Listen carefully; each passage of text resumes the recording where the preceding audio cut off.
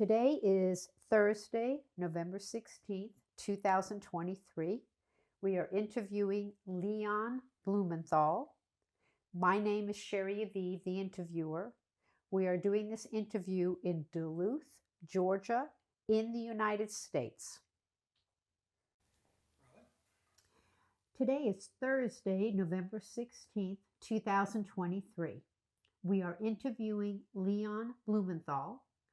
The interviewer is Sherry Aviv, and we are doing this in Duluth, Georgia, in the United States. Okay, great. Hi, good morning. Good morning. So, why don't you share your name with us, and if you could spell both your first and last name? My first name is Leon, Leon. Last name is Blumenthal, Blumenthal. And just for our record, sometimes you've adopted a middle name. Would you tell us what that name is? Jordan, Jordan. Okay, great. So Leon Jordan Blumenthal. So what was your name at birth? Eliezer ben Moshe. That was your Hebrew name? The Hebrew name, yes. And were you known by any other name? No. Okay. And I know you shared this before. What did your mom call you? My mother called me Leosz, which is Polish. It's Leon in Polish. So, and she always said also Leo Shatishpish, which I never forgot. And she said that Leo means Leosz, I love you when you sleep. Oh, so beautiful. How old are you today? I'm 83 years old. And when is your birthday? February 7, 1940. So soon you'll be 84. I'll be soon 84. 84 years young. Yes. So why don't you tell us where you were born? We'll talk about you and then we'll go to your parents. Yeah, I was born in Belgium, Forêt-Brabant, outside of Brussels, in 1940. And you were young there. Do you, from your research or anything, do you know anything about the town or the area that you lived in with your parents and family? No. Okay. We weren't there very long.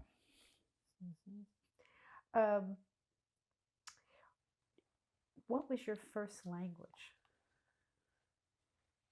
Or you might have had multiple. Yeah, well, it was a mixture. First language, I would say, would be French, really, because I learned that in school when I was in France. But my mother spoke Yiddish and German to me, so I understood it, but I never went to school for it. I understood it, and I could speak a little bit, but fluently I was French. And what languages do you speak today? I speak French, German, and Spanish. Now you're going to ask me where did I learn Spanish? Why don't you share that with us? Well, I learned in Lourdes. There was a war in Spain. There was a civil war, and between the Franco, or the fascist regime, and the Republican army. And it was a civil war, and the Germans and the Italians helped the fascist Franco. And the Republican army was defeated, and many of the people came as refugees in Lourdes, which is about maybe 80 miles from the border to Spain. So a lot of the kids that I grew up with in Lourdes were Spanish. So that's how I learned Spanish. That's so interesting. Why don't we take a moment and talk about your father? What was his name? Moses Blumenthal. And where was he born? Well, he was born in the Austro-Hungarian Empire, which would be Ukraine probably, or Poland, but it was part of the Austro-Hungarian Empire, and he was born in 1897. I have it written down the day, but I don't remember the date. But I know it was 1897.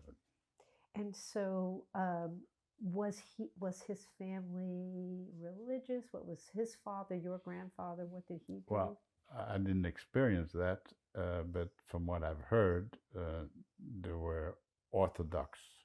They followed the Orthodox religion, Jewish religion. They were Orthodox. And what did your father? Did he stay there, the family, the whole life, or did they move No, as they a young moved to child? they moved from well, since there was the Austro-Hungarian Empire was one country, so they could take the train from Poland, which is now Poland or Ukraine, and go to Vienna. And he went to Vienna, the capital of Austria, at a very young age. And I don't know that much about it, but And did he, as a young age, was he an adult? Did he start a business?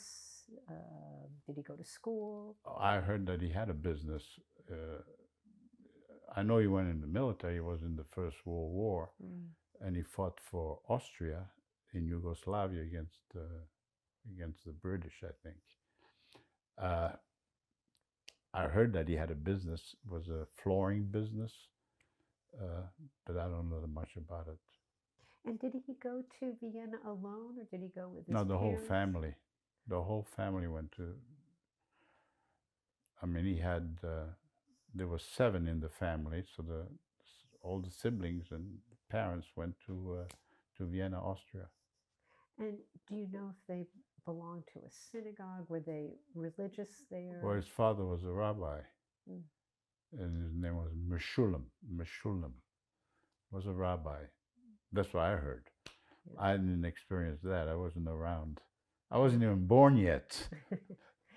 I'm going to cut for a second. So you can just, so here we are. All the family is there, the 7 for your father, siblings, parents, maybe grandparents that you heard. And fought in the army. How did he meet your mother? Do you know? No idea. I really don't know. Yeah. So your father's family is there, and he does meet your mother. And why don't you tell me a little bit about your mother? What was her name? It was Amalia Premitke. That was a maiden name. I mean, everybody called her Mania. Well, it's a Polish name, but Amalia was a registered name. And she was born in 1906, July the 15th. And she moved. Where was she born? She was born in Brody, which is with the part of the Austro-Hungarian Empire again, which would be now the Ukraine.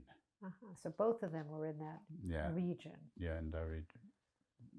And did her family also move to Vienna? Yeah, she moved at the age of 6, I think. 6 years old, she moved to Vienna. And was her family feel Jewish, religious? Did her father fight in the army? Well, no, I don't know how religious they were. My mother was not that religious. Although she kept kosher, she would never, even if she was, I remember as a child, if there was a butcher shop that sold pork, she would walk with me across the street. And I couldn't understand why. And then go back to the same side of the street. But I can't say that she was religious. She was not educated. I don't know. I don't even know if she went to school, maybe primary school, but she had to go to work at an early age. And I do know that she worked in a department store. And I think that's where they met. So here they are. They both are in Vienna. Their families move and they meet and they get married. Do you know when they got married? And 1930 or 31. 1930 or 31. And they married there. And did they begin to have children? Well, my brother was born. My brother Gérard was born, I think, 31 or 32. I'm not too sure. That's all I know. He was. So here they are in Vienna. Your brother is born 1931, 32. Um, and the times are changing. Were they able to, from what you were told, because you were not born yet, how did the times change? How were they impacted by living there after 1932 until they left? Well, well, I wasn't there, so I don't know exactly how it was impacted. I mean,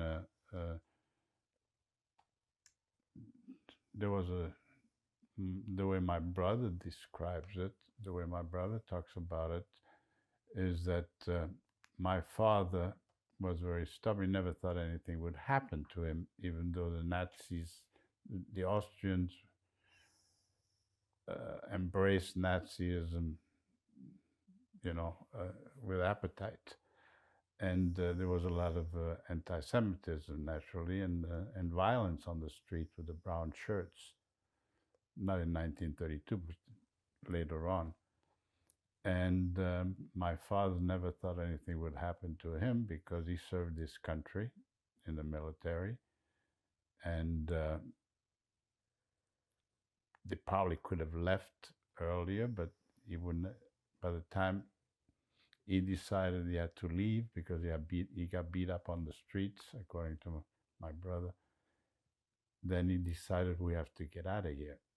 And that was late, and my mother was pregnant with me, and they took the Underground Railroad through Germany to go to Belgium because Belgium was neutral. And when they arrived in Belgium, soon after, the Germans invaded Belgium. They attacked the French, but because the French had built this Maginot Line in the First World War, it was easier to go around to Belgium. They violated the neutrality of Belgium. And being basically illegal in Belgium, it was not very safe to stay in Belgium. So my father's idea was to go through France and go to Spain. And they got caught in outside of Toulouse, do I understand? Toulouse, by the French police. And then we were sent to camps from there. So your whole family is in Vienna. Your father stays, I'm proud, Austrian. What happened to all his siblings and grandparents? Did they survive the war? Were they able to leave? I think that his father and mother came with us to Belgium, and his younger brother by the name David, that I know that, came with us to Belgium. I do not know what happened to them after that. I know one of his sister was going to Palestine at that time to get married, and that ship was sunk by the Germans, and she died when the ship was sunk. One brother escaped to Switzerland somehow. Uncle Max, that was his second sibling. And the other brother came to the United States. And that brother's name was? Charles Haskell, they call him Haskell, that would be Charles. Right. And his other sister, one of the sister, perished. I don't know if she came with us to Belgium, but he had one sister that perished, and then another sister was in England, and that was it. So I know Charles will play a role later. What about your mother's parents and her siblings? Where did they go? My mother's father died in if I remember correctly, 1936. So he did not experience the Holocaust. He passed away. Then the rest, she had 2 sisters and 1 brother. The 1 brother and the sister, the younger sister, and the mother went to China. They got visas to go to China, Shanghai, China. And he wound up he left, I don't know what year they left. They left before, probably maybe before the Anschluss, when Germany took over Austria. And just curious if you know if they got their visas from anyone special. I don't know. I don't know. But so I don't know. Part of the family goes to Shanghai, and eventually they made their way to Israel. To Israel and or United States. And then came to the United States. But that was many, many years later. So family in China. Well, they left China when the Chiang Kai-shek, the leader of China, was fighting the communists, and the communists, Mao Zedong and the communists, were successful. So they left Shanghai and wound up in Israel. And my grandmother, my mother's mother, is buried in China, passed away in China. She's buried in a cemetery that doesn't exist anymore, because I asked my son, who went to China, to see if he could find the cemetery and find my grandmother's grave. But the Chinese, I guess the property was valuable where it was. They destroyed the cemetery, didn't exist anymore. I know you're going to share about your trip back. Did you ever find your grandfather, your mother's father's grave in Austria, Vienna? No. So the family is in flight. You said your father didn't want to leave with them to go to these places, and you get to Belgium. So you are born, as you shared. How did they, from what you were told, make a living, get food? What did they do to survive? I have no idea. Okay. They probably sold everything, but I have no idea how they survived. I mean, they sold everything they had. I'm sure whatever they had, they must have sold. Do you know if anybody helped them or hid them or provided a place for them to stay? Well, in Belgium, no, we were not in. I don't think we were not in hiding in Belgium. I don't think we ever were in hiding. We just went to France, and then we got caught and sent to the camps. Right. Okay. Do you know if at all, whether in Austria or Belgium, or that your family had to wear Jewish stars, or do you know if they ever talked about that? No.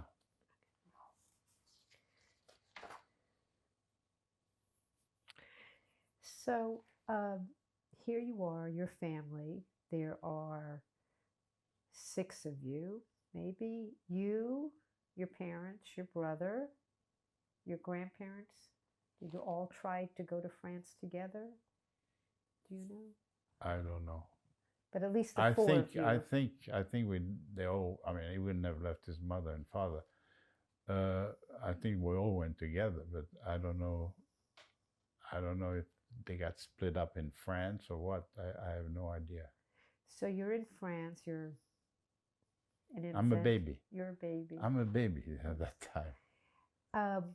When the French police, or I guess the Vichy government, picked you up, where did they send the family? They send us to, that would be in Rivesaltes, the camp of Rivesaltes. And can you spell that? Rivesaltes.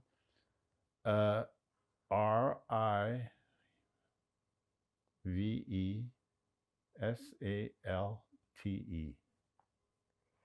And where was this camp? Was it in In France? southern France. Southern France.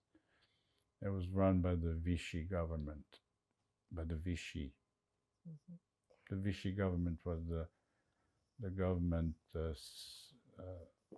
sympathizer to the German. The France was split in two.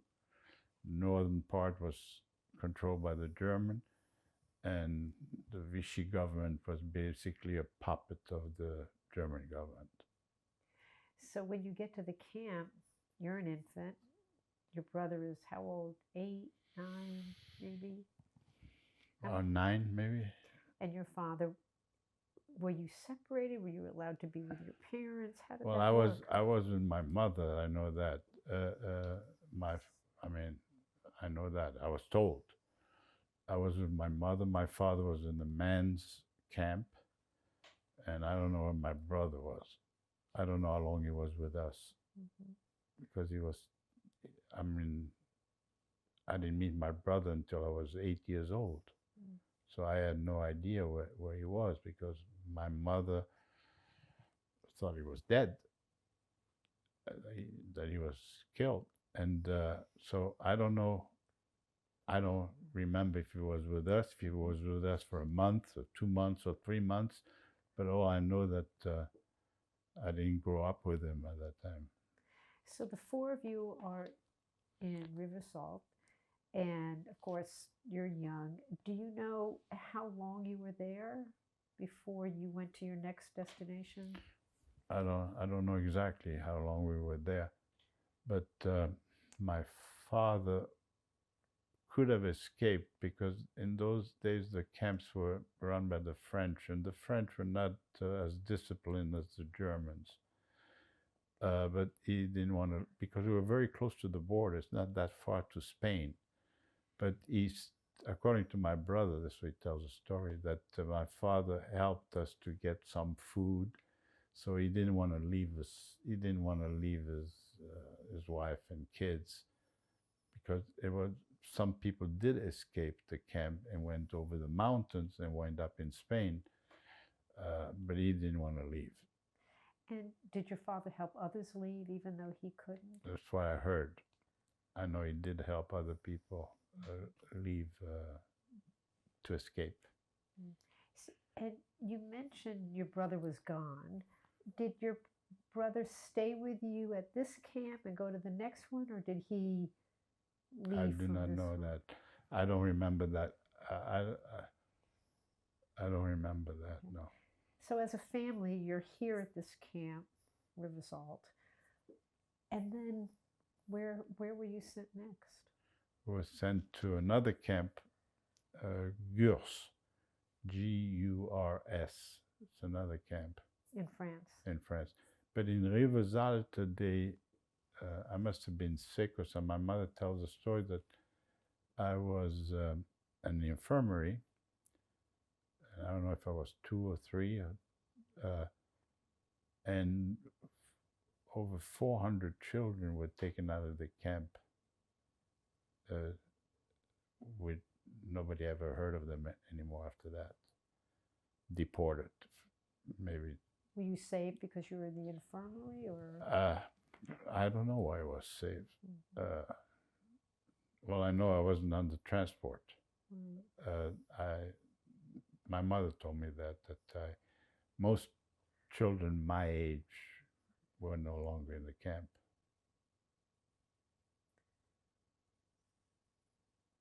So I don't know what happened to them. But nobody ever heard of them after that. Was the Red Cross ever involved?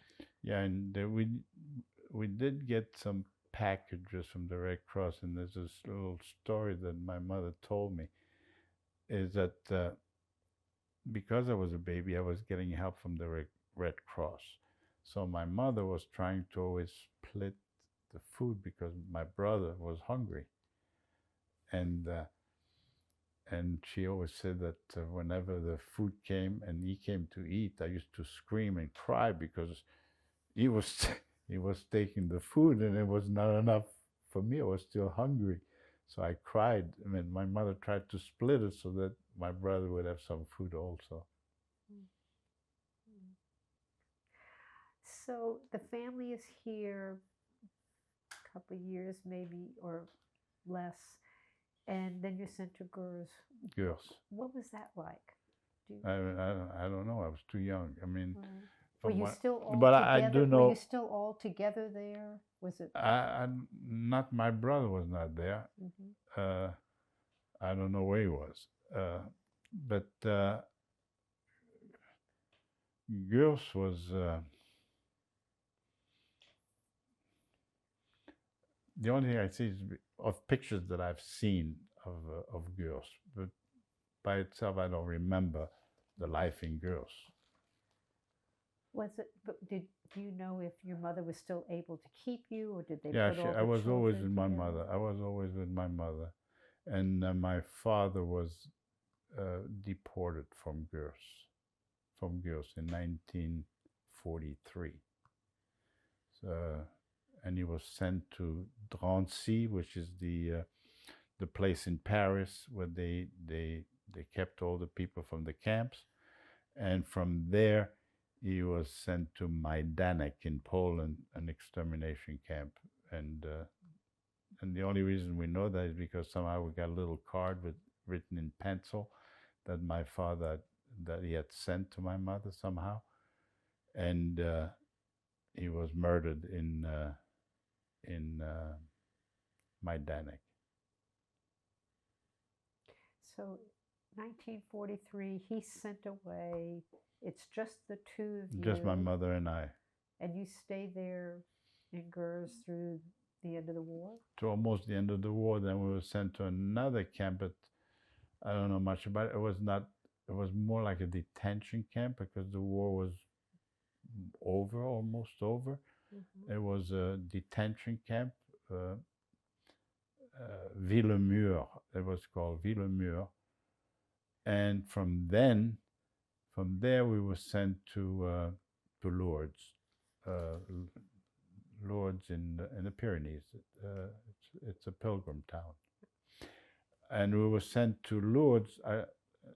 The only thing I can think of, the reason we were sent to Lourdes is because Lourdes is a Catholic holy city, probably after Rome, Lady Fatima, and Lourdes.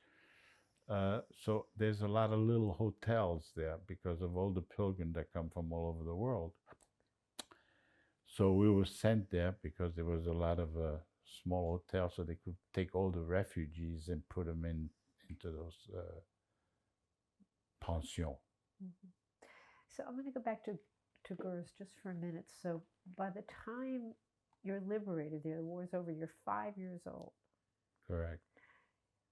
Do you have any memories or playing with other children or having to do any kind of work while you were there?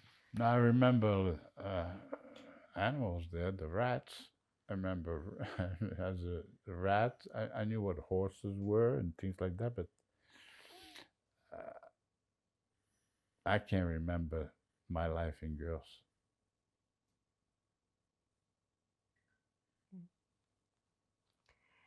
So here you are, and it's 1945. The war is over. Do you remember anything about liberation? What army liberated Gurs, or how your family, your mother, heard the war was over? Well, the French liberated Gurs and that area. The French army came through there. That's all I can remember. Was there any celebration or parade or? I'm sure there was, but I didn't participate. Okay. So here you are. The war is over. They send you to Lourdes. Yeah. As you said. What was life like in the hotel for you and your mother, where they put you in these little inns? Well, for me, as a child, everything was normal. You know, I didn't I didn't have any expectation. You know, as a child, to me that was the life that was a normal life. Uh, when I came to Lourdes and I had a little more freedom of movement because I went around, I do remember going to the store, looking at the bakery, putting my nose against the windows and looking at all the delicious bakeries, you know, which I had never seen, you know, and children with bicycles and, you know, toys, which I never had. And that was basically, you know, for me, it was growing up and learning. And to be able to go to these stores and go in and I couldn't afford them. I didn't have the money to buy anything. But I was wondering, you know, how can anybody buy all these things? You know, how do people get these bicycles and things like that? did you ask your mom? No, I don't remember if I did or not. So I wouldn't ask her because I knew she didn't have the money to give me anything anyway. so basically you're stateless in this town. Mm-hmm. And how did your mother take care of you, support you? Did she get money? Did the French government take care of you? I really don't know. I really don't know. Probably the government must have helped. So it's a hotel room. Did she cook meals for you, or were there? No, there was a mess hall there. There was like a mess hall in one of the hotels. I remember that. And everybody went there for food. For that was food, yes. Well, prepared? but the people that were in the hotel worked in the kitchen and things like that. So it's the beginning of this new life that knew nothing about outside of the camps for you. Did you start to go to school while you lived at the hotel, or? Yes. I think I was a little bit older than most kids when I first started school. And I started, whatever you call over here, the first grade. I didn't go to kindergarten. So I started first grade in school. And did you feel that you it was different for you because? Yeah, but the thing that I found strange is when I first came to the classroom, I saw these pictures of animals that I didn't know existed. I mean, I saw pictures of lions, tigers, whales. I had no idea what they were. I said, "My God, what is that?" You know, because I wasn't exposed to it. I knew what rats were. I knew what horses were. I knew what cats or dogs. With all these exotic animals, I had no idea what they were. And could you read? No, not yet. So did you feel different than the other children? Not really. Not really. You learn fast. I learned very quickly. Can you share any special story about any of your teachers from when you first started going to school? Well, my first teacher, so that's the only teacher I remember the name, was Madame Ozon. She was the second grade teacher. She was the wife of the principal of the school, who became the mayor of the town of Lourdes. And I remember that she bought me my first pair of shoes because it's cold. Lourdes is in foothills of the Pyrenees mountain, and we get a lot of snow. And what I had was sandals with 2 or 3 pair of socks. And so she bought me my first pair of shoes. How did that make you feel? I don't remember, but I remember in those days I said, "Thank you very much," but I don't remember what feeling I had. Yeah. Well, you remember her name in that Yeah, moment. So, I remember her name. I never forgot it. and did she help you in any other ways with schools or subjects or? No. Um, so here you are in Lourdes. Your family is coming back into the world. Um, did you know you were Jewish? Did you talk about being Jewish with your mom? No, that was later on because all the kids that I grew up with, I mean, this was a Catholic town, 99.9999% Catholic. And most of the kids that I grew up with were refugees from Spain.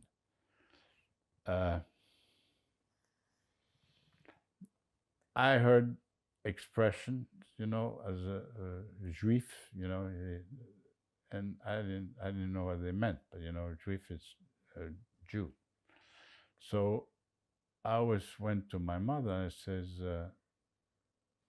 because I was pretty wild, you know, I was all the Spanish kids there. We had to survive, and we did some bad things.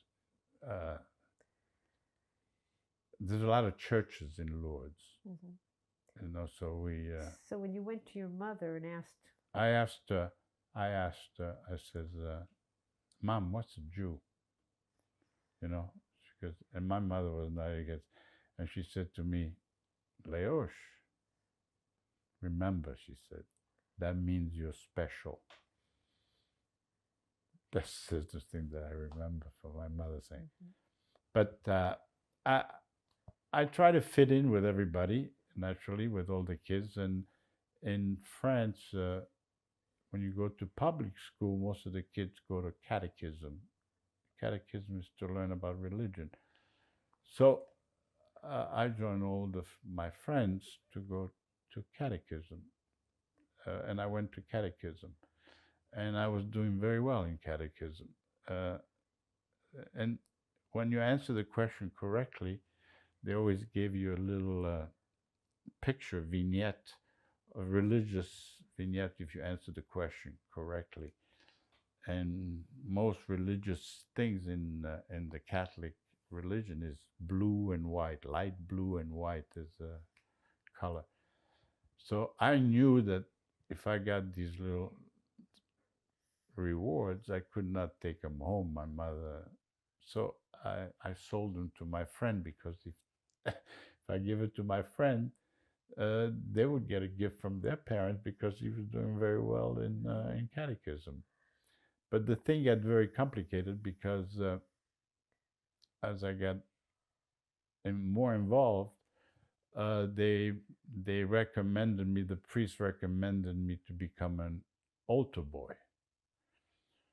And that got very serious. And eventually I wouldn't say the cardinal, would be the archbishop, came to my mother. I saw this car coming in with a chauffeur, came to my mother. And when I saw the car and him coming out, I just hid in the cherry tree. I just climbed the cherry tree. And he came to talk to my mother. And he basically said that they wanted to send me, pay for my education, because they know we were very poor.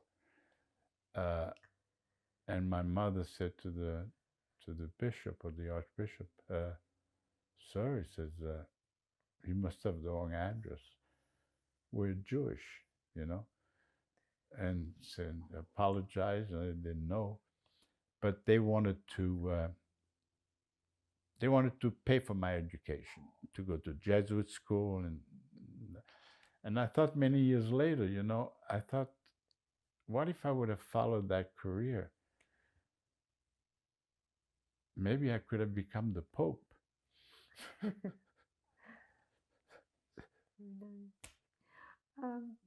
So that was the end of my career. After that, after that meeting with with my mother and the Archbishop. That was the end of my career in the Catholic faith. Mm. So I'm going to go back just a little bit. So you're in this hotel with your mom. You're going to school. And we didn't stay there very long. Yeah, where did you? That's why. Where did you go from the hotel? Where did you live?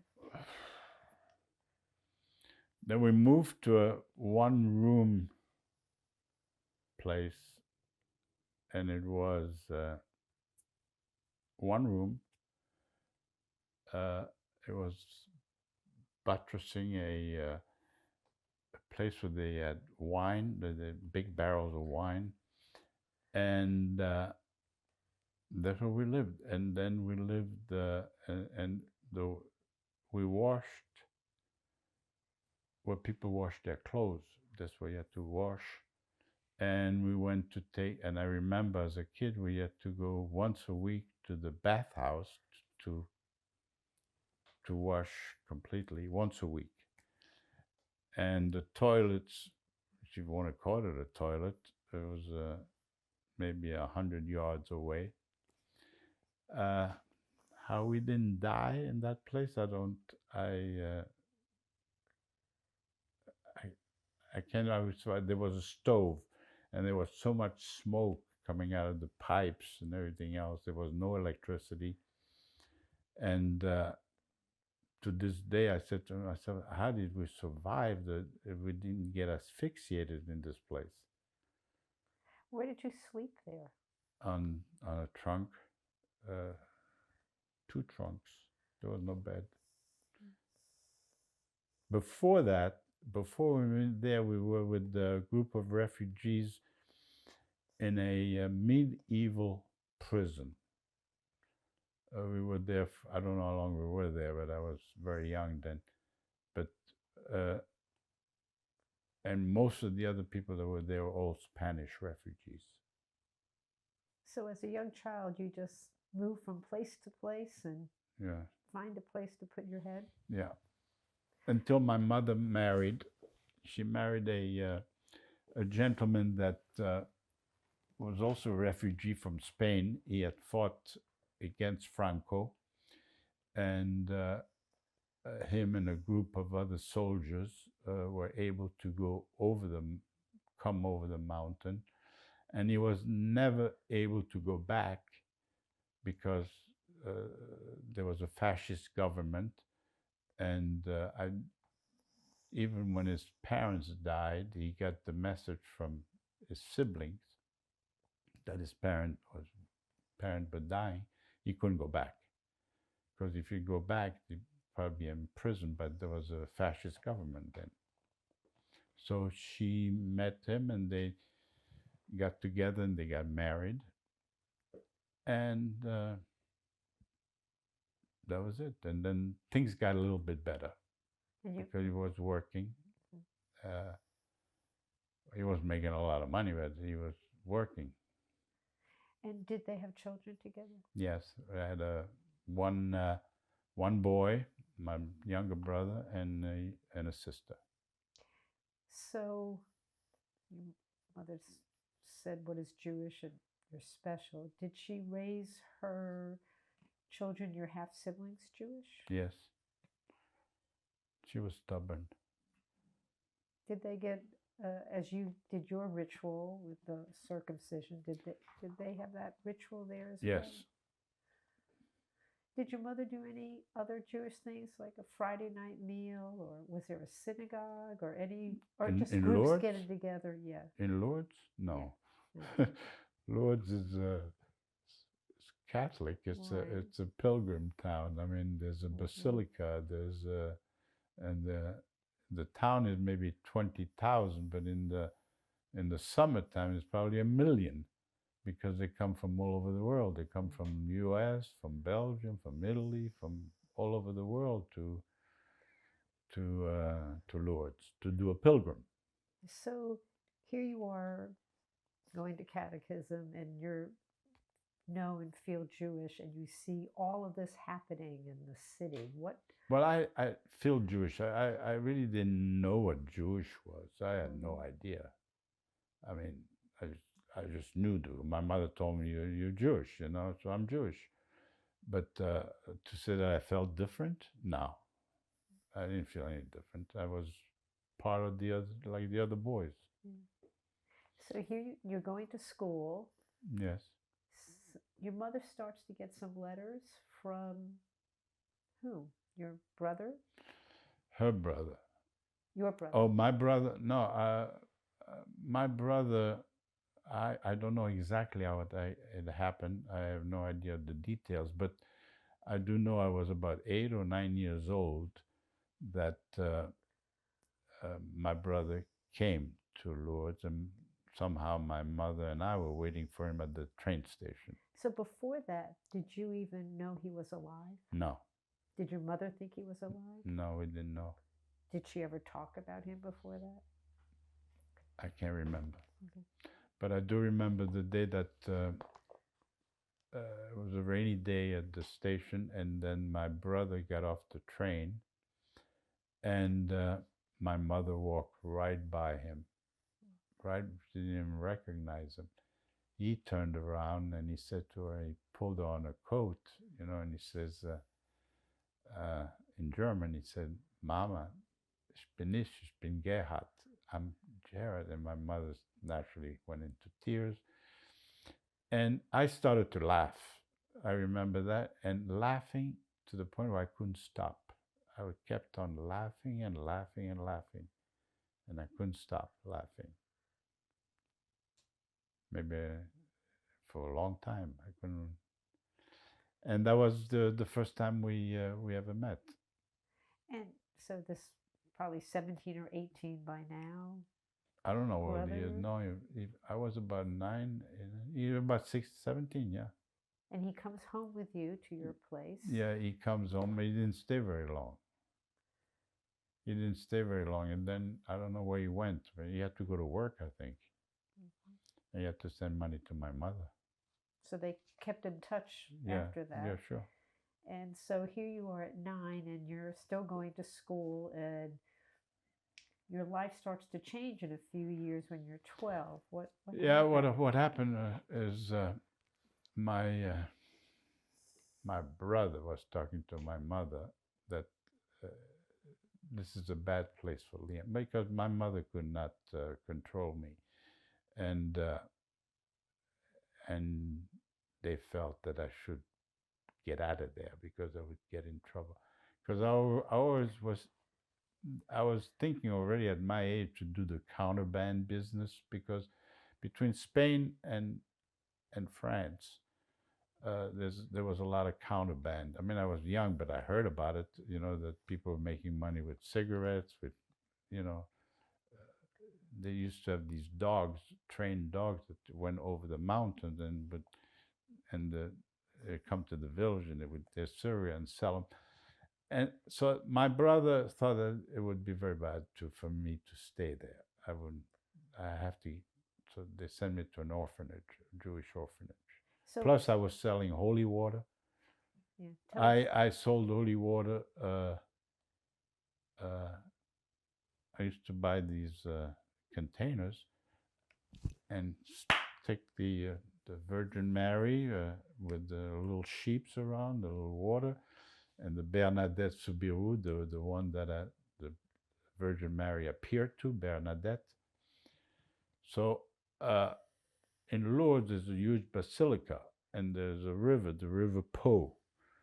And then there's a little stream there. And along the wall by the basilica, there's spigots. And people used to come with jerry cans and fill them up. And I said to myself, there's no way in heck that little stream can fill all these jerry cans.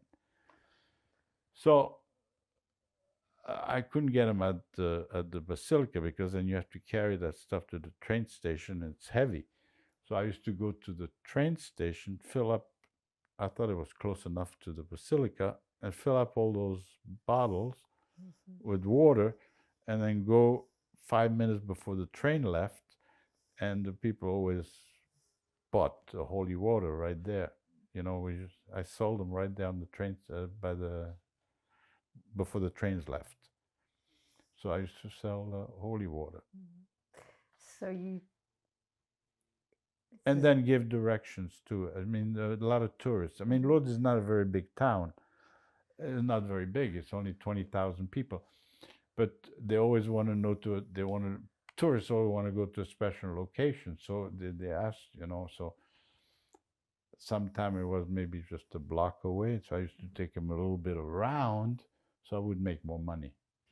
so they would pay you for your They pay you time. for the Yeah, guiding, yeah, but sometimes you know you could tell it's not that far. But I said, well, I mean, let me take them around the place so I can make a little bit more money.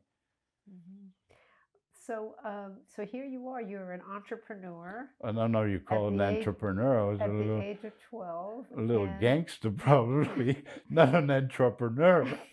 And you get a little bit in trouble, and In trouble? I never. Your brother has to No, think you should leave. I wasn't doing well in school, you know, because I didn't think it was that important. And I was hanging on the streets a lot, you know. So my brother talked to my mother and said that we have to get him out of here. So, so they sent me to this orphanage. So when they sent you to the orphanage, Yeah, Where there's a was- picture right there. yeah, where was your brother living at that time, and Paris. where was this orphanage? This orphanage was outside of Paris, about an hour, about an hour and a half from Paris. It was run by the Rothschild, the mother of the Rothschild. I don't know her name, but the Rothschild.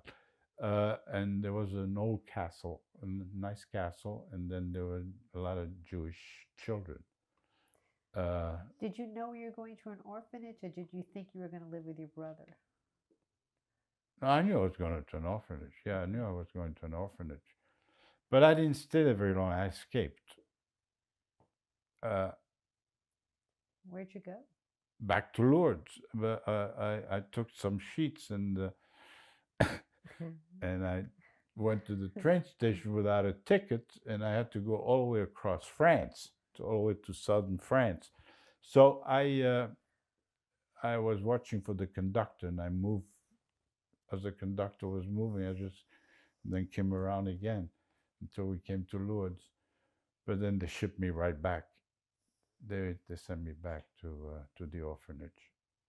What was it like when you came in from the orphanage the first time? I'm The home. first time in the orphanage? No, when you came back to Lourdes, when you escaped the first time. What did your mother?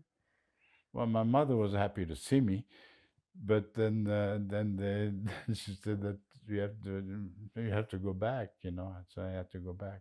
Did you stay the second time? Yes, I did stay.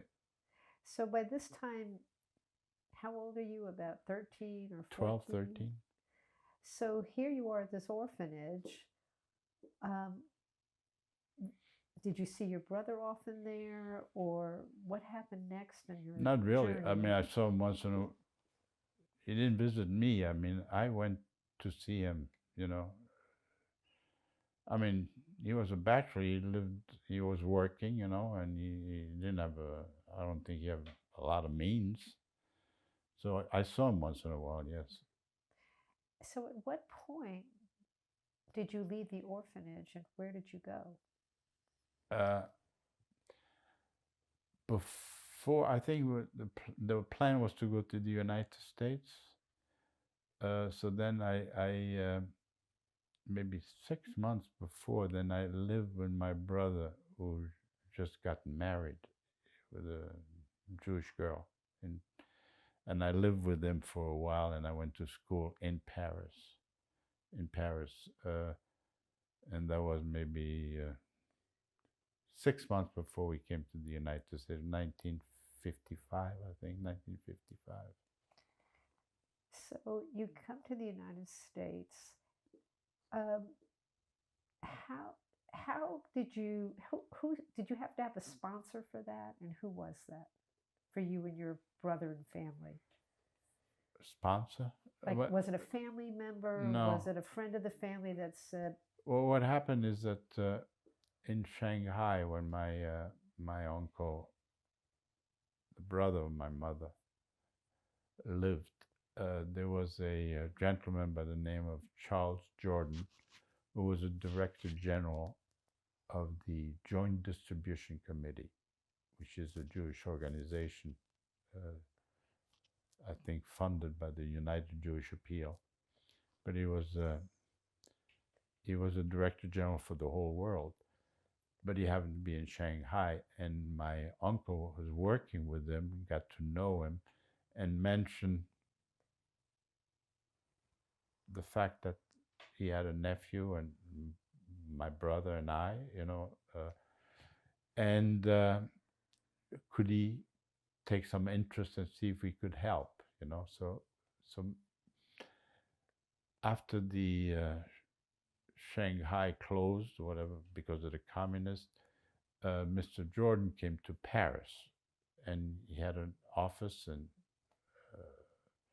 in Paris. So then we got to know him, and he helped my brother and myself a lot, and then he even paid for my schooling when I went after high school and I went to college.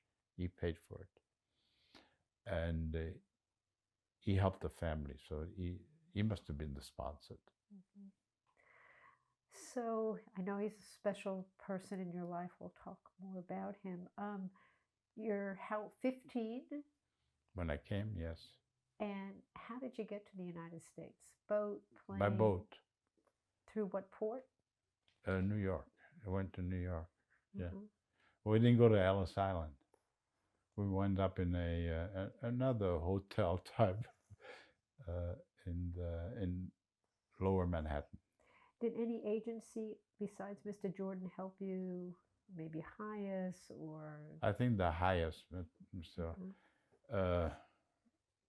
And it's just the three of you, your brother, his wife, and you? Correct. And where did you end up living when you got here? Where did you end up? In Brooklyn. First we lived in Brooklyn, and then I was sent to my uncle Max, my mother's brother. And then, I was moved around a lot. Mm-hmm. I didn't stay with my brother all the time. So when did you start going to school again? High school? High school? Well, when I was 15, 16, I guess. And what was the school? Seward Park High School in the Lower East Side. Mm-hmm. And did you play sports there? Yes, I played soccer. Did you already know soccer from Europe? Yeah, sure. When I was in France as a kid, the thing that was very, very popular was, and you want to aspire to become, is a bicycle champion. So my dream at that time, was to become a bicycle racer, and eventually, because there's a lot of mountains around Lourdes and you can train in the mountains. So I wanted to become Tour de France, to run the Tour de France, But then when I came to America, the bicycling was not very popular. So, but I played soccer too in France. And so being in Brooklyn, or you lived part of Brooklyn, what community in Brooklyn? Where in Brooklyn? Williamsburg. So that tends to be religious. Did you live with a family member there? Yeah, I lived with my uncle, but he was religious. Mm-hmm. I'll tell you a little story. Okay. I joined a gang when I was in high school. It was an Italian gang, and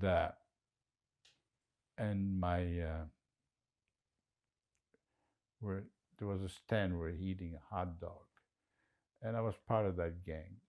And my uncle went by, he was black, and religious, And he looked at me, and one of the kids said, "Look at that old Jew, dirty Jew," he said. And it was my uncle. So I turned around to him and I said to him, I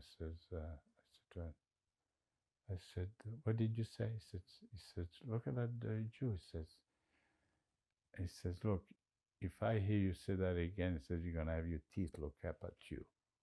I said to him. He says, why are you defending him? He says, "This is my uncle," I said to him. I didn't hide it. I said, "This is my uncle."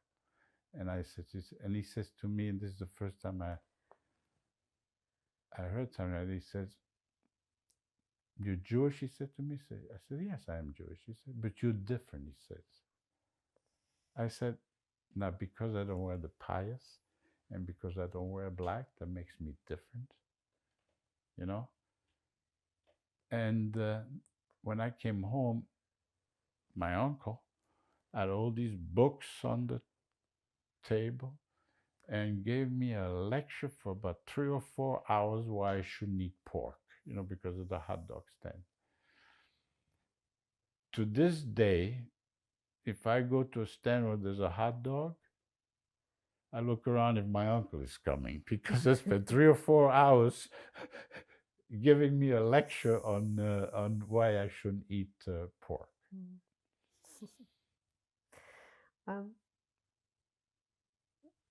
In terms of that story, were there other incidences where you saw any other anti-Semitism around you as a young man or coming to America?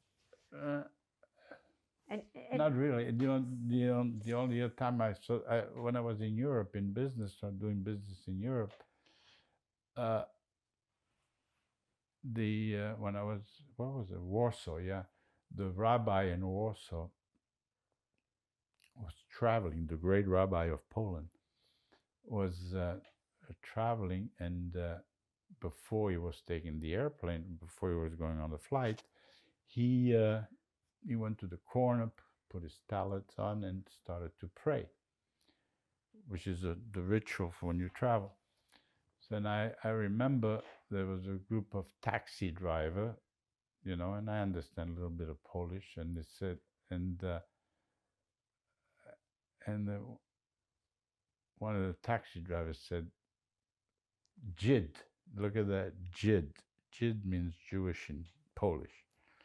So I got offended. I says, "Look, if you're going to pick on somebody, I said to him, why don't you pick on me, somebody that can defend himself, not the old man. If you want to pick on him, pick on me." And the other experience I had, maybe in the army, a couple of times, but nothing serious. But I had some anti-Semitism in the army. But not in school, not in college or anything like that, no. So you live part of the time going to school with your uncle. You have family in Philadelphia. You have your brother. That's my brother. No, that's my father's brother.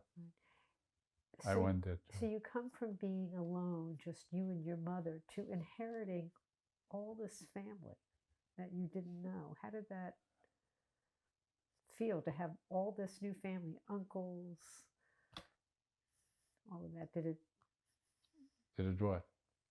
Did it make you feel that you were part of something as opposed to just you and your mother for so many years? No, I felt I was shuffled around. I was shuffled from one place to another all the time. I was glad that I had the family. But no one adopted you to take care of you. No one adopted me, no. Yeah. I also visited his other brother when Uncle Charlie sent me there. Mr. Charles Jordan sent me to Switzerland to visit my uncle. My uncle Max, the other Max, in Switzerland. And I remember when I got off the train, it was a small town in Switzerland. And when I got off the train, and there was this old man waiting for me, and he was the only one on there. And as soon as I got off the plane, he had like tears in his eyes, you know, when he saw me. And he called me Moshe, Moses. He called me Moshe. And Moses was my father's name, that was his brother. You see, he called me Moshe, Moshe. And he gave me a hug and took me home with him. But I stayed there for about a month. So you come with your brother to the United States. Your mother's remarried. You have Yes. siblings, half siblings there. What was that like for her to be away? Did you correspond? Did she stay there long? Did she come to the U.S.? I think she came about, I think it would be a couple of years later. A couple of years later, they The whole came. family The whole came? family came, yeah. But I, by that time, I didn't live with her. Mhm. I didn't live with her. She came. Well, for her it was easier because she had a sister here, two sisters, and a brother. So that would be like the reunification of the family that she hadn't seen for years and years. So that it was for her it was great to see her brothers and her sisters and nieces, I guess, nephews and nieces. And what was it like for you to be reunited with your mother after this time? Even though you didn't live with her. I went once in a while home to get some matzo ball soup. I did go there to eat. And then that didn't last very long because the gentleman she was married, after a few years he was here, died of cancer. So she had a tough life. He died when things started to get financially better for her. Then everything fell apart because he was a hardworking man, and he passed away of cancer. How did she take care of herself? Did you help? Or your My brother? brother, myself, and she was getting SSI help from the government. She had a tough life, and her brother's help too. Her brother, but then he passed away. But she never. My mother emotionally never recovered from the camp, from that type of life. She was a survivor. I would say that she was a survivor. She had a tough time. Did she worry about the world or people knowing she was Jewish? Or No.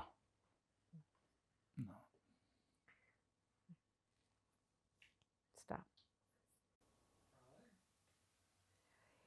So you are in high school and you're thinking about what to do next in your life. And can you share a little bit more about Charles Jourdan and how he took an interest in you, maybe took you to lunch one day and all those things?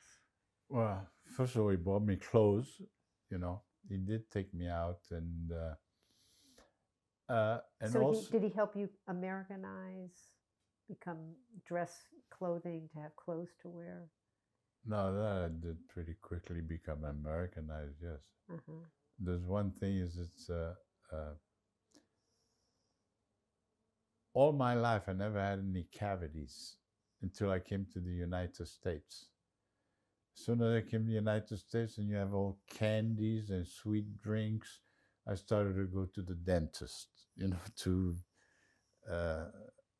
so I got Americanized very quickly, and even in school, you know, because I picked up the language very quickly. Although that was not my language, I didn't speak English when I came to this country. I spoke French and German, but as soon as I picked up the language, it was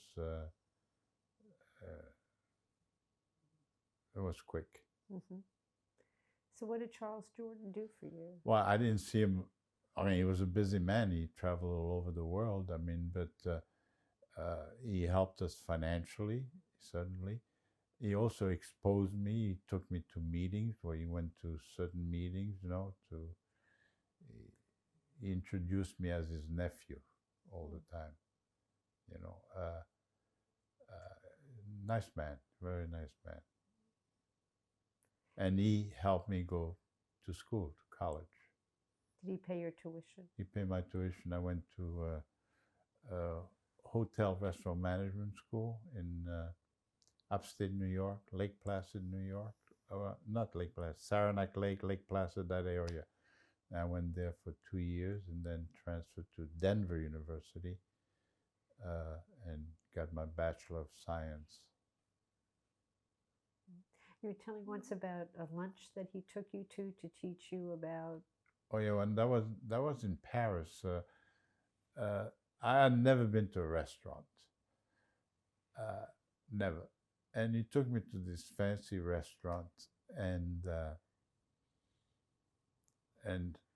didn't menus. I mean, I saw so much food on the menu, I didn't know what to order. So he said, well, he ordered some chicken, roasted chicken, and there was like half a chicken on the plate.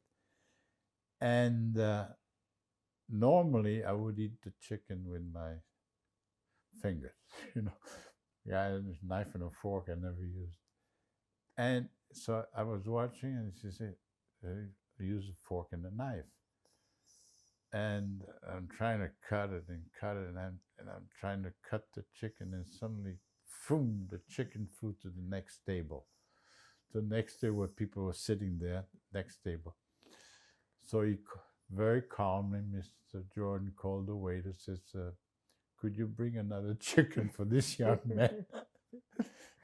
And when he brought the chicken, he says, Leon, use your fingers, cut it with you.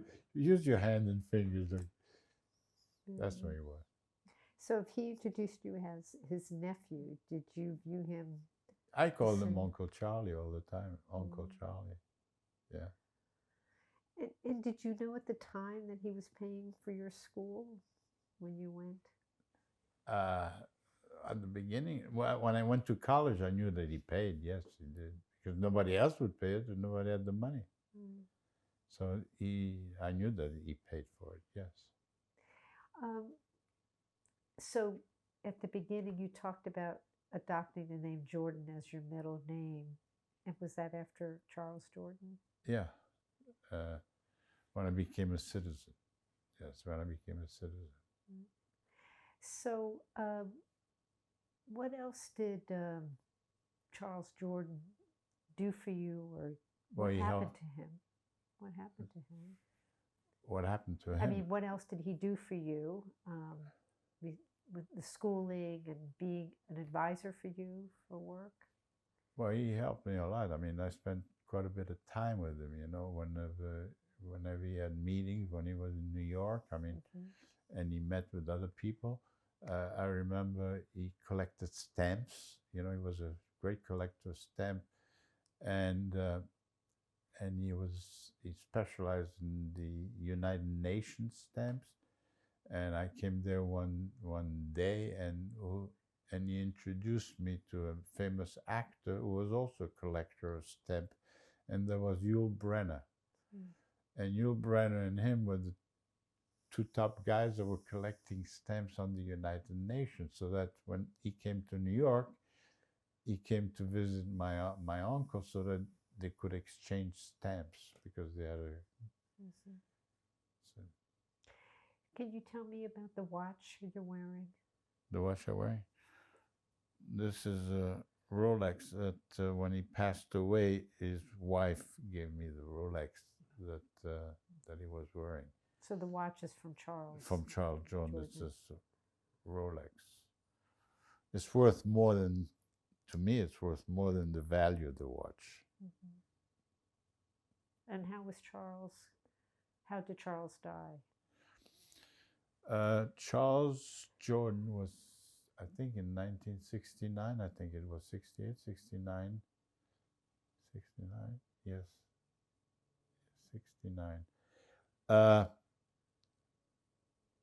The Joint Distribution Committee worked trying to help Jewish people behind the Iron Curtain. That was Hungary, Poland, even Russia. The Soviet Union at that time did not feel comfortable that an American organization was in amongst them, in other words, because they had offices in Hungary and other places. But they didn't have to spend the money. So they accepted the fact that the joint would be thing. But it was also for the Soviet Union, it was they felt that they could be infiltrated by the CIA. The CIA. And Charles spent a lot of time in the Iron Curtain countries, and one of the trips that he took in the Czech Republic, he was kidnapped by Palestinians that were working with the Egyptian embassy, and he was taken to the Egyptian embassy. As a matter of fact, he was sending a card to me, and he had left the hotel. And the person that was a security guard where he was traveling, Charles says, "Oh, I'm just going to mail this card," and he never came back. So basically, they kidnapped him and took him to the Egyptian embassy. They took him to the Egyptian embassy. The ambassador from Egypt was not there. They gave him an injection. And his heart failed probably. And they got rid of him in the Vistula River. The Vistula River is the river that goes through Prague. Now, the reason they know this story is because wherever he went, he was watched by the KGB or by everybody else because he was an important figure, so that they wanted to know who he would meet or who he would be talking to. And the reason they know the story is because when he was kidnapped, the Czech secret police saw what was happening, called up the headquarters and to find out what measures they should take. Should they intercept the car? Should they intercept? And they were told to just lay off, don't bother. And the reason they know is that one of the people that was in the Czech Republic, one of the working for the KGB, defected to the United States, and that was one of his clearance. And he was murdered there. And the Israeli government eventually avenged his death because all the people that kidnapped him were killed by the Mossad. One of them was killed in Brussels, and one of them was I think in France or in Germany. They were the 3 or 4 that were there that kidnapped him, eventually killed by the Mossad. So you mentioned this card. Did you get the card after his death? I did. What? It was just a card. It was just he wrote card all the time. He always wrote a card. Wherever he went, he always sent me a card, no matter where he was. I mean, not much. I mean, great, you know. So he played such an influential role in your life to get to America and once you were in America. Yeah, sure. We'll talk about your children. One of your children is named Charles? Yeah. Is he the named youngest after one. him? Yes.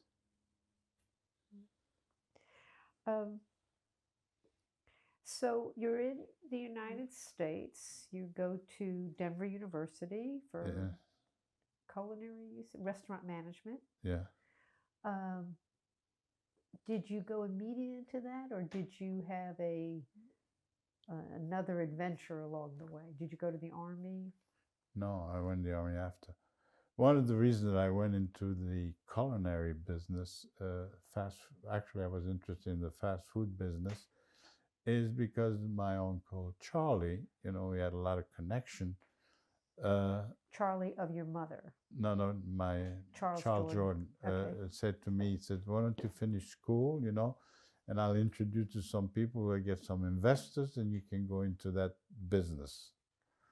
So you already had the plan what to do, what to do. So what happened when you graduated? I went in the army. What? Because I didn't know where to go after that. Yeah. I went in the army. I went in the army, and what unit or division were you in? what unit? Were you combat, telecommunications? Combat. And where did they? Where else would I go? Where did combat. I was in combat. Where did they send you? Well, first they. Well, the reason I volunteer because in those days it was a lottery ticket. It was a lottery, so I said, "Well." Is this for the Vietnam War? Yeah, it was the Vietnam War. The lottery ticket because they got rid of the compulsory service, but they had to have a lottery ticket because otherwise it would be completely depleted. So yeah, I had a very low number, so for sure they were going to call me. My number was below 10, so I could, extend it because I was going to school, but then my number was so low I would wind up in the army anyway. So I went to basic training in Fort Leonard Wood, Missouri. Then there was after that there was the Bay of Pigs, and I was sent to Florida, to we call Key West, because we were supposed to invade Cuba. Never happened. But and then I was shipped to Germany. From that. And you were stationed in Germany. 4th Armored Division. And what else happened in Germany when you were there? What happened? With the Germans? Did you meet? No, I didn't get in trouble in Germany.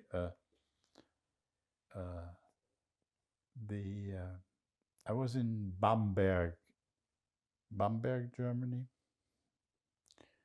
I don't know if I told you the story, but I'll tell you anyway. There was something was happening in the Jewish cemetery, an old Jewish cemetery. And the cemetery, the Jewish grave were being desecrated. Some hoodlums came over there and just painted with the swastika, the Jewish graves in that town. So I saw the papers. I said, I got to do something about it. I said. The only way I knew anything about it, they said, well, we got to catch these people. So I got a hold of some friends and some Jewish boys and some other friends. I said, we're going to pull guard in that cemetery. Pull guard. So we pulled guard for about 3 or 4 weeks. I mean, on the week, because this thing happened on the weekend. So we were waiting, and the 4th week they were there, and they started coming down the wall, with paints and things like that. And I told the other boys, says, wait until they get at the bottom of the wall. And then we attacked them, and 2 guys were sent to the hospital. And then we get arrested by the German police. And but I got an Article 15 for it, but I didn't get thrown out of the army because the German police didn't prosecute after that because they didn't. I don't think they wanted the exposure. And the other experience I had was in a bar in Germany. Maybe I was there maybe a month. and I was at a bar, and there was this burly guy, two German guys at the bar, and they spoke German, and they said he started to talk about Adolf Hitler. I mind my own business. I didn't want to bother him about Adolf Hitler, how great he was, and then he said in German, he said he didn't kill enough Jews. That's what he said.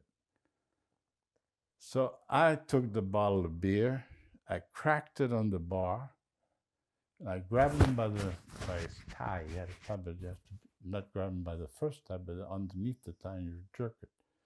Grabbed him by the tie, and I put the bottle in his neck, and I said to him, he says, "There's one Jew he didn't get. I said to him, he says, "What are you going to do about it?" I said to him, "What are you going to do about it?" So the bartender called the police. The German police. German police took me, but they couldn't. And as soon as I saw him, I immediately I was thinking of them. I looked at them, and it was like the Gestapo to me. They wore that green uniform with light gray pants. They looked like the Gestapo. I didn't want to talk to them, but they couldn't do anything to me because I was in the military. Even though I was in civilian clothes, I was still in the military. So they had to send me back to the police station. And then the colonel wanted to talk to me. He explained to me that we were guests in Germany. But then I told him about my background, and he understood, and he told me to behave, basically. He said to me I should have walked away. I said I couldn't walk away. As soon as I speak German, I understand German, I couldn't walk away. Walking away, that's reinforcing his feelings. What, when you were first assigned and stationed in Germany, did you or your mother, knowing you were going, have any trepidations about going back to Germany? I had a few trepidations personally, Germany. But my experience was not as bad as my brother. Yeah, you understand? I didn't have the animosity. I didn't have the anger, that he must have felt. Because his experience and my experience are completely different. I mean, we're both survivors, but he was older than I was, and he experienced it, and he remembers a lot of the things that happened. So to me, is basically what I've heard. Going to Germany, I felt a little uncomfortable at first, but not very long.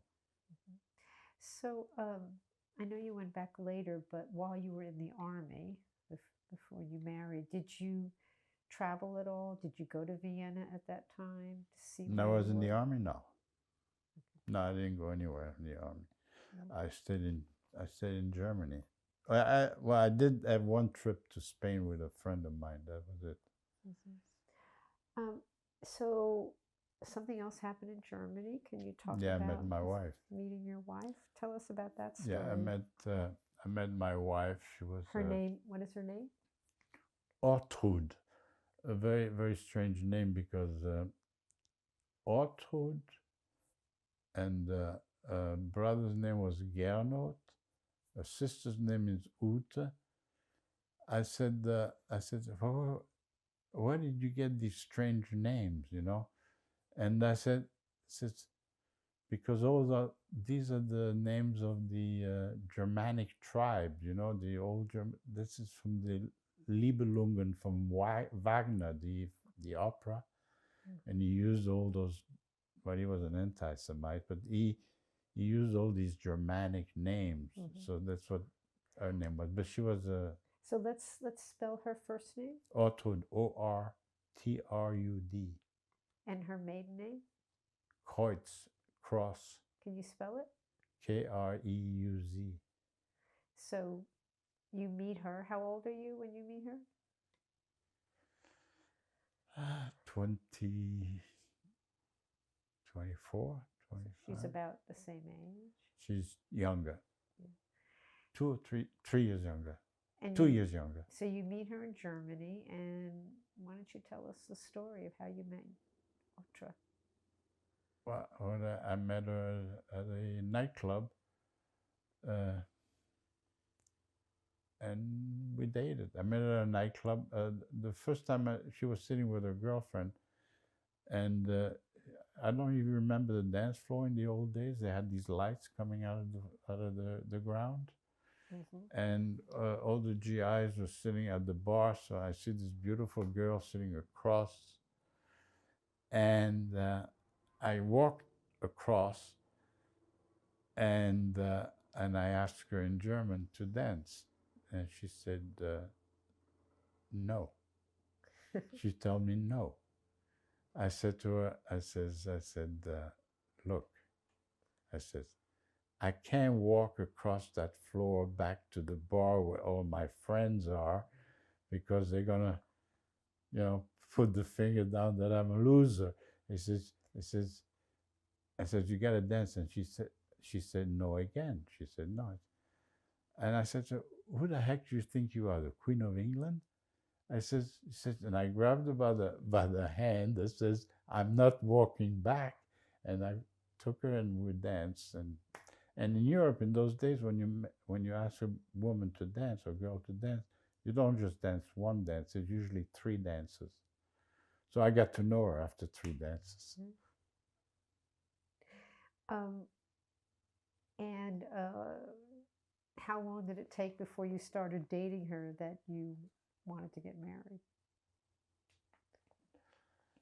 I don't know if we wanted to get married. I mean, she got pregnant and we had a child. So, and I liked her, and that's the best decision I've ever made in my life. She was a wonderful girl. So you got married before the baby was Yes. born to come to the U.S. So can you tell me, so you are this Jewish person? Yeah, she's went Catholic. through this experience. What was her background? She's Catholic. She, at a younger age, she wanted to become a nun. She went to a convent at the beginning, and she come from an old German family. I mean, German.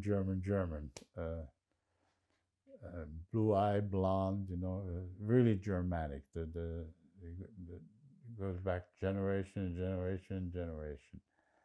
And her family was not very enthusiastic about us getting married. Because you were American, or because you were Jewish? No, or because both? I'm Jewish. Okay. I mean, it wasn't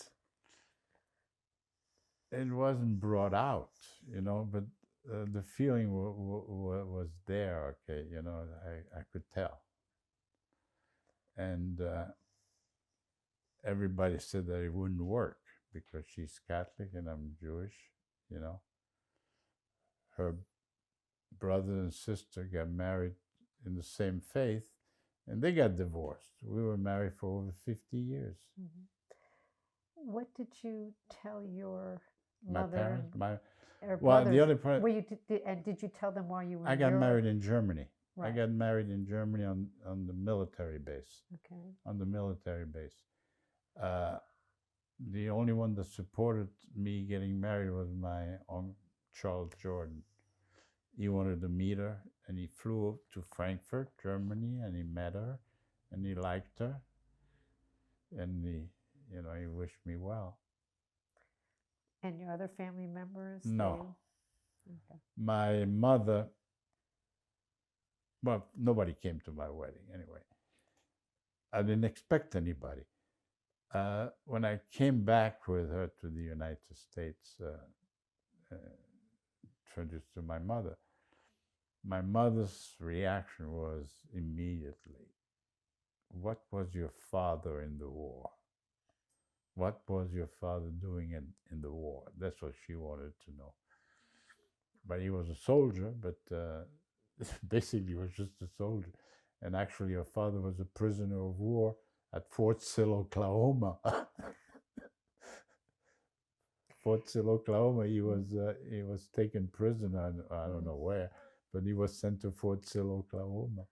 But after so many years, they had a Yeah, relationship. they liked her. She was an angel. So tell me about how you and Audra went to get married and getting the marriage license. Oh yeah, when I went, we got married at City Hall, and the ceremony, small ceremony, but you had to sign the paper, and then the city official opens the paper, and he says, he describes what's written, and he says the religion, and he puts that. I said to him in German, Jude. But Jude, you see that in the movies everywhere, Jude written on the walls. You know, it's a very negative expression, although it's just a word, but it sounds very negative. Jude. You heard that during the war all the time. So he writes down Moses, mosaic, follow Moses. And I looked at him and I said, well, why are you writing mosaic? You know, I said, because that's the word we use nowadays. We don't use the word Jude like from the Nazi time. I says, look, I am not mosaic. I'm not Moses. I am Jewish.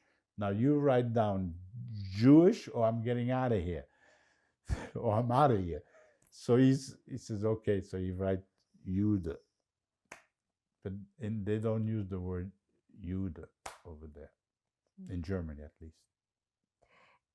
So you have this experience. You get married. Was it hard to bring Audra back to the U.S.? Were there any issues? Well, in the military, they try, when you get married or so on, they try to discourage you.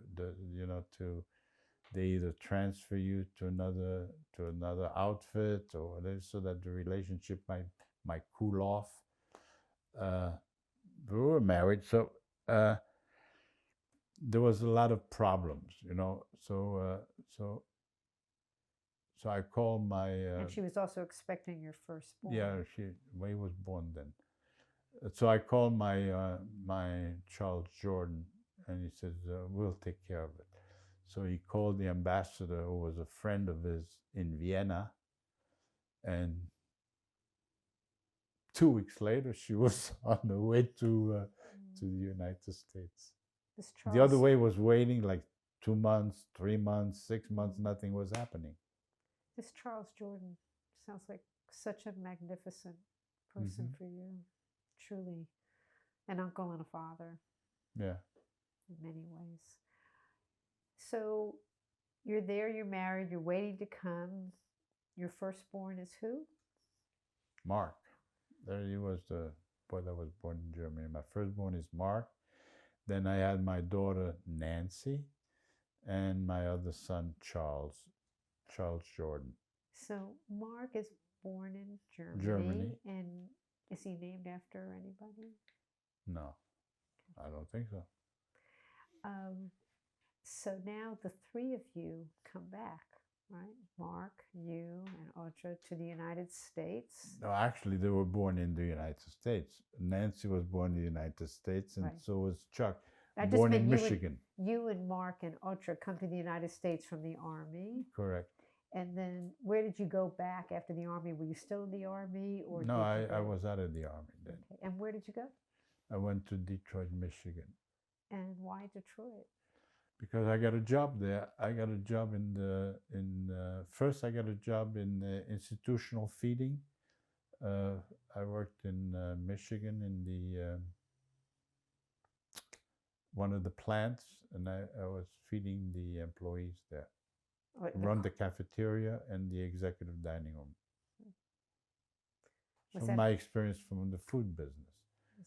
And then from then on, I went into the fast food business, and I would join Burger King that was just starting out, and then that's why my own Charles Jordan was still alive then, recommended we go into that. I should go into that business. So how long did you stay in Detroit? I don't know how many years, 3 or 4 years, and then I moved to Long Island. So did you start investing in the fast food business in Detroit? No, I didn't invest. I was working. I had to get the experience, and then I moved from Detroit. We moved to Long Island because they were having a lot of problems in Long Island, the restaurants that they had. So they sent me to Long Island, and from Long Island, they sent me to international. Burger King started the business internationally. So they asked me if I would be interested in going to open up Burger Kings in Europe. So I'm back to Europe. So there you are, back to Europe again. First growing up, then in the army, and now as a well, maybe because of the businessman. language ability. You know, I spoke French, I spoke German, so they asked me to go. And where did you go when they sent you back? The first time I went to Sweden to open up for a franchisee a restaurant in Malmö, Sweden, which is right across from Copenhagen. And the franchisee, I helped him to run the restaurant. I was there for about 2 months, 3 months. And then when Burger King expanded in Europe as a corporation, the franchisee also recommended I come back. So then that's how I started for the corporation, opening up Burger Kings in Europe. And that was in Germany. In Germany, I opened restaurants in Germany, opened up in Berlin, all over. And in France. And then I left the company, and then I went back as an advisor in Poland. You know, when the Russians were still there, there was perestroika.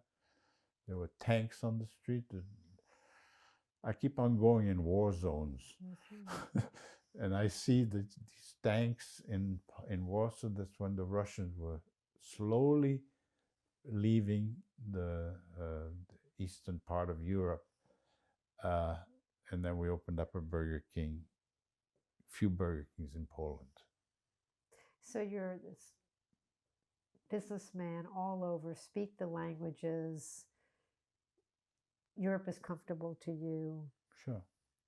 Your family came with you. Did your children and wife, or did you just go in Germany? When I went to Germany, my family, my wife, I mean, it was easy for us. She's German.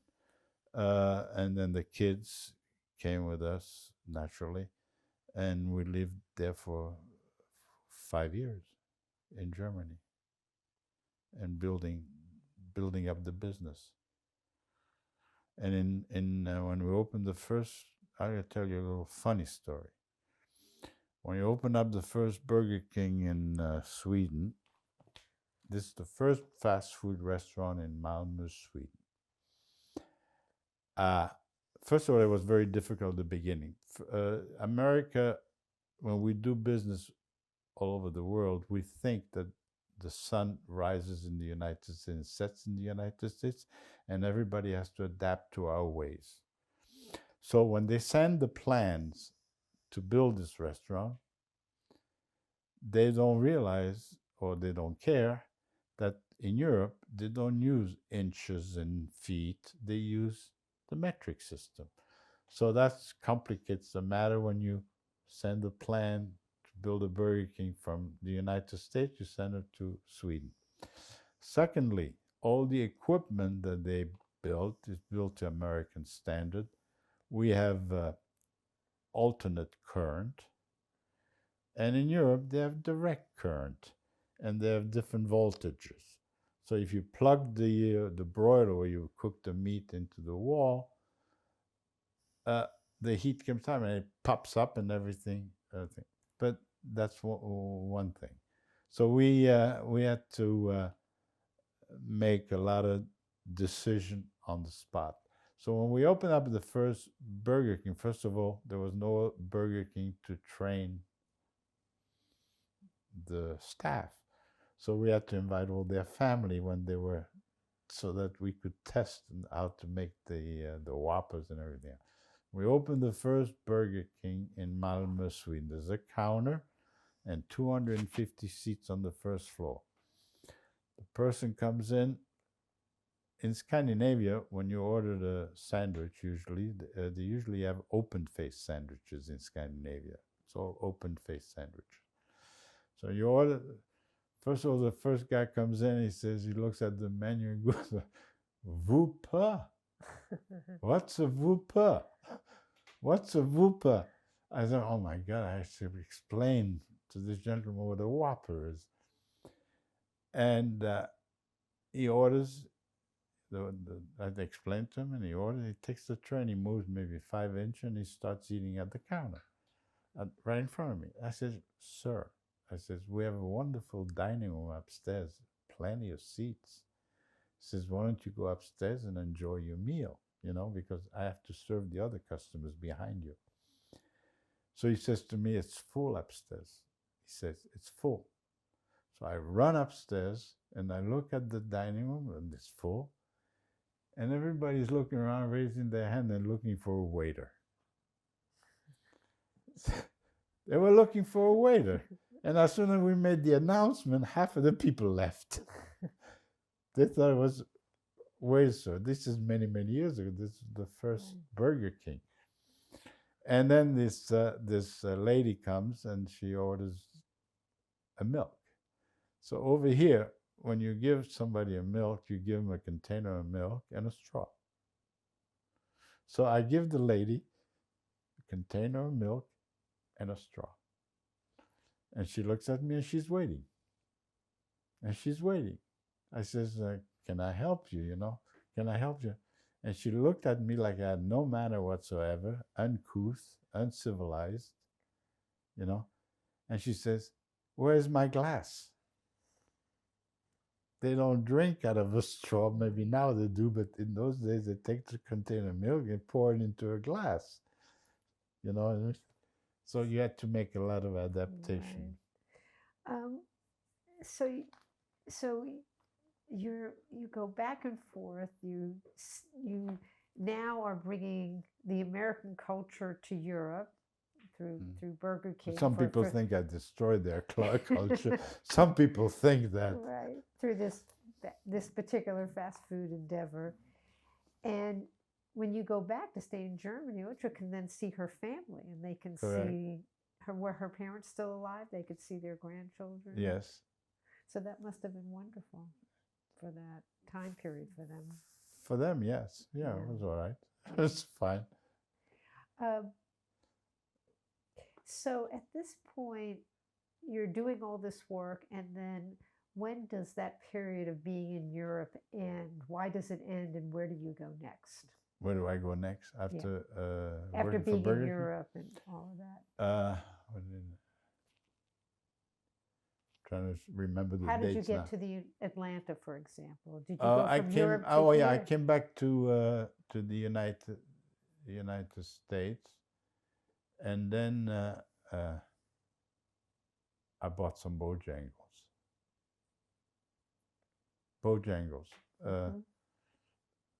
Through a friend of mine who had also owned Burger Kings that I knew. And I came back to the United States, and we bought some Bojangles. And the Bojangles were here in Atlanta. So that's how I wound up in Atlanta. Okay. So you and your whole family come here? Yeah, and then we run the Bojangle. I teach my wife how to make biscuits. She made biscuit too.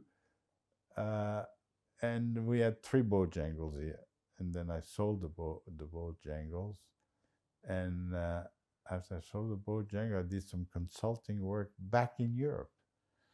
And that's when I went to Poland in those days.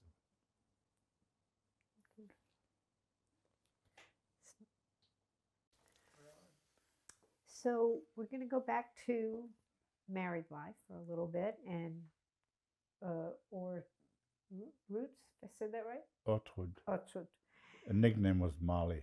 Molly. So you get married, and her religion, she was Catholic. Yes. So, and you're Jewish. Did she elect to convert? No, I never asked her to convert, and I also told her never to ask me to go to the church. So I didn't go to church, and she didn't go to synagogue, but she learned a lot about Judaism. She probably knew more about it than I did, and we celebrated the Jewish holidays, and we had a good life. Mm-hmm.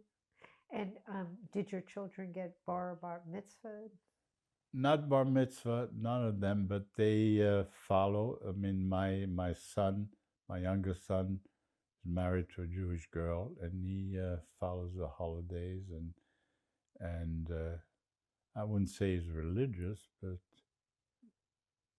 nationalistic more, because during this event now with the what's happening in Israel, he bought a huge Israeli flag and put it in front of the door, in front of the house. Mm-hmm. And my other son did the same thing. So they associated with Judaism very closely. So she brought the faith into the household. So yeah, we celebrate all the Jewish holidays. I mean, she went to church. You know, she regularly went to church. I don't think she went to confession, but she had nothing to confess, probably.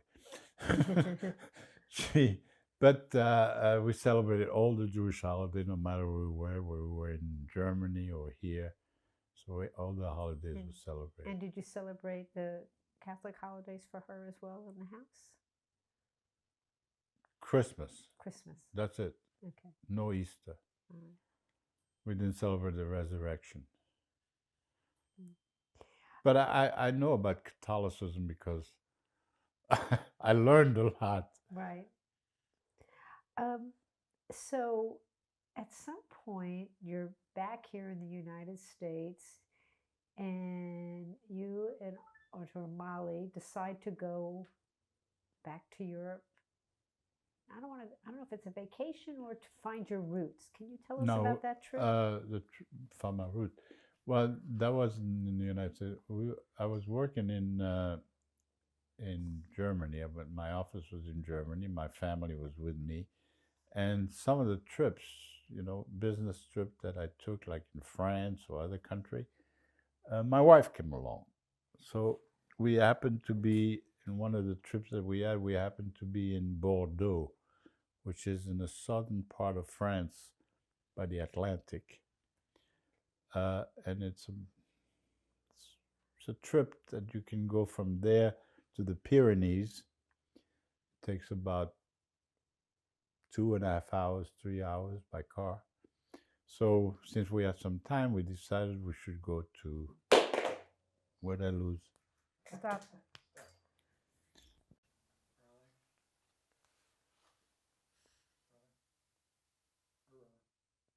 Good. So you went on this trip?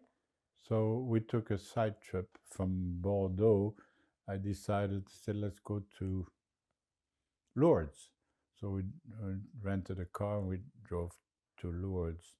And for my wife, it was very pleasant too, because there was the holy city. Some of the members of her family had been there, so it was an opportunity for her to go to Lourdes. And I remember staying in the hotel, and everybody in the hotel was in a hurry to finish their dinner because they wanted to go to the procession. Because every night in Lourdes there's a procession, and you have candles, and people run around, walk around the basilica with candles, thousands of people with candles, and they sing. And my wife is all nervous because everybody's leaving, and I'm saying, relax, it's because everybody's rushing because they want to get there. I said to her, don't worry about it, we'll get there before them. because I knew all the little shortcut by the river and everything else, so that we were able to go there with not being obstructed by anybody. So we were there because I knew the area back of my hand. Is that your first time that you were back? Yes.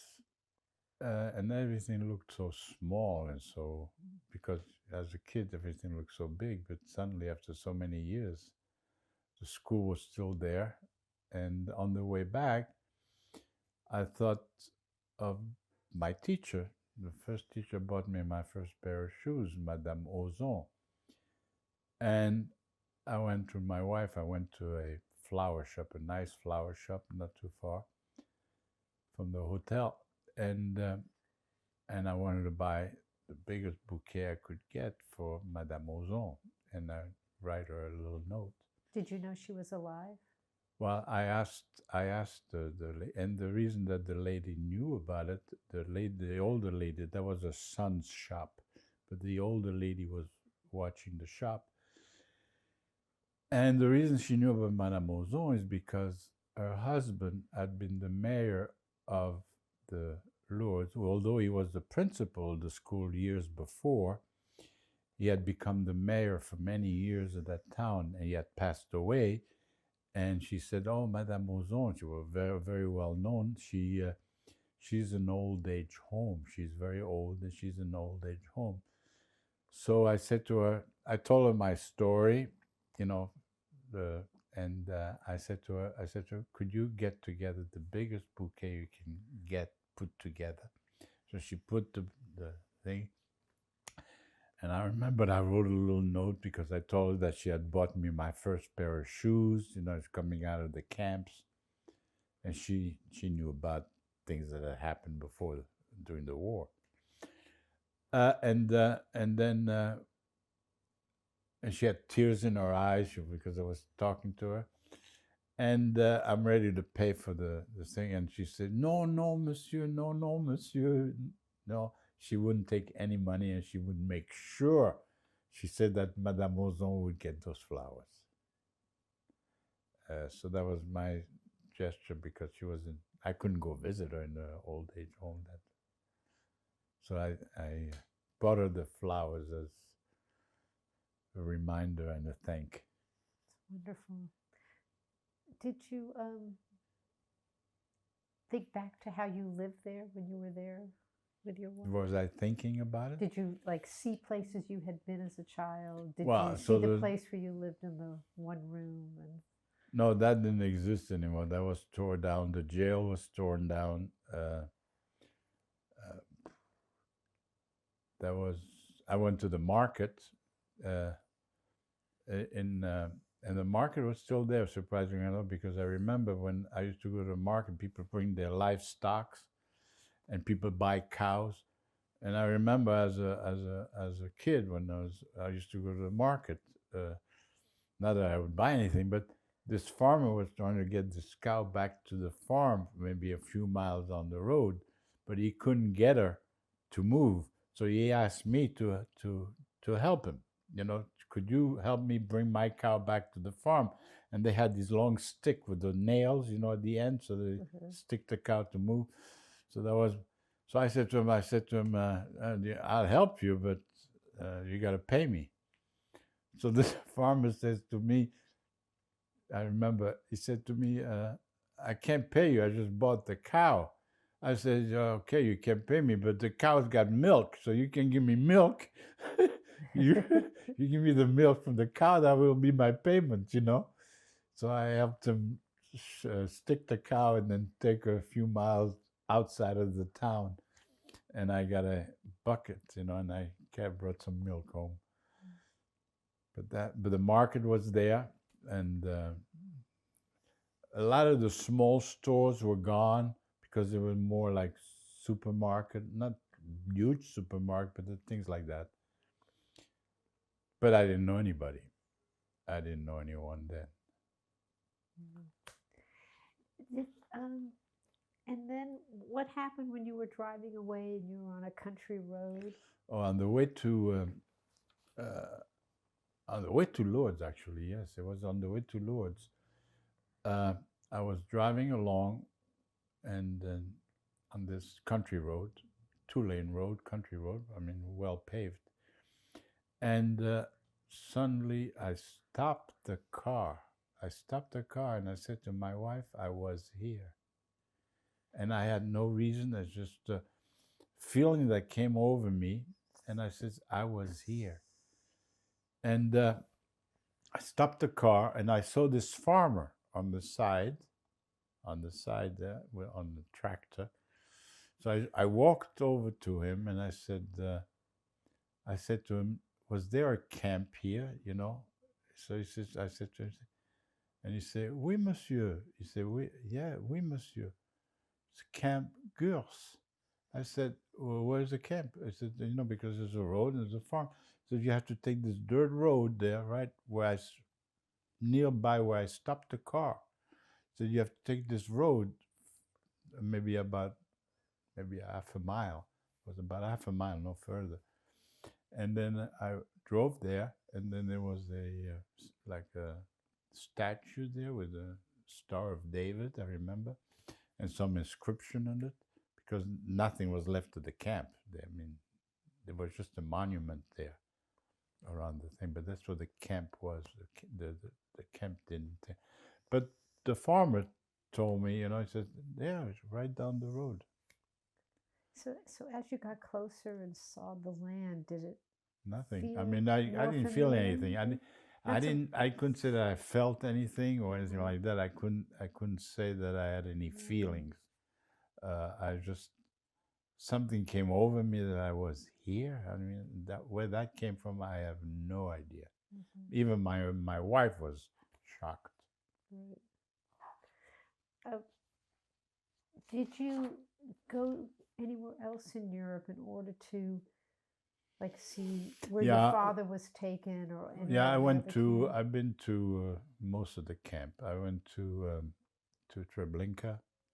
Treblinka was the camp outside of Warsaw because I worked in Warsaw.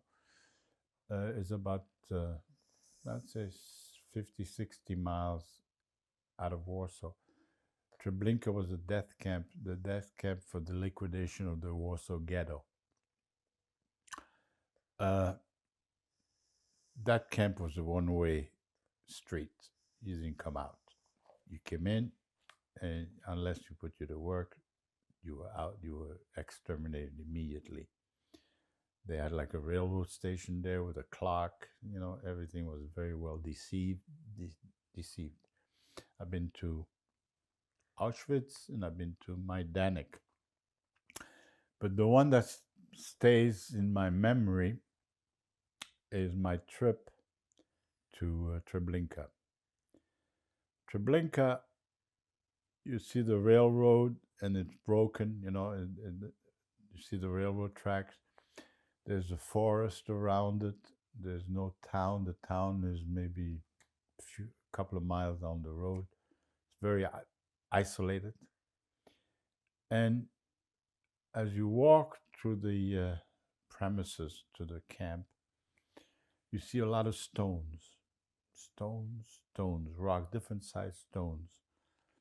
And all these stones represents a town of Jewish people that were exterminated.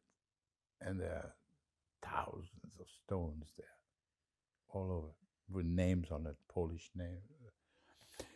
And when I was there was a group of Israeli kids that make that trip to Birthright or whatever it is. But there was a lot of Israeli kids. They must have been in 16, 17, 15, 16 years old. And they were there in different groups with boys and girls. And they were there with different groups, and they were there with one survivor. That was years ago. One survivor he was Greek. I don't know if he had been in this particular camp, but he had survived the camp, possibly Auschwitz or some other camp, explaining to them the procedure, what happens in the camp. And you have to imagine the scene. This is sundown. The sun is coming down. there's still other visitors besides the group, myself and other, not a large group, but small groups.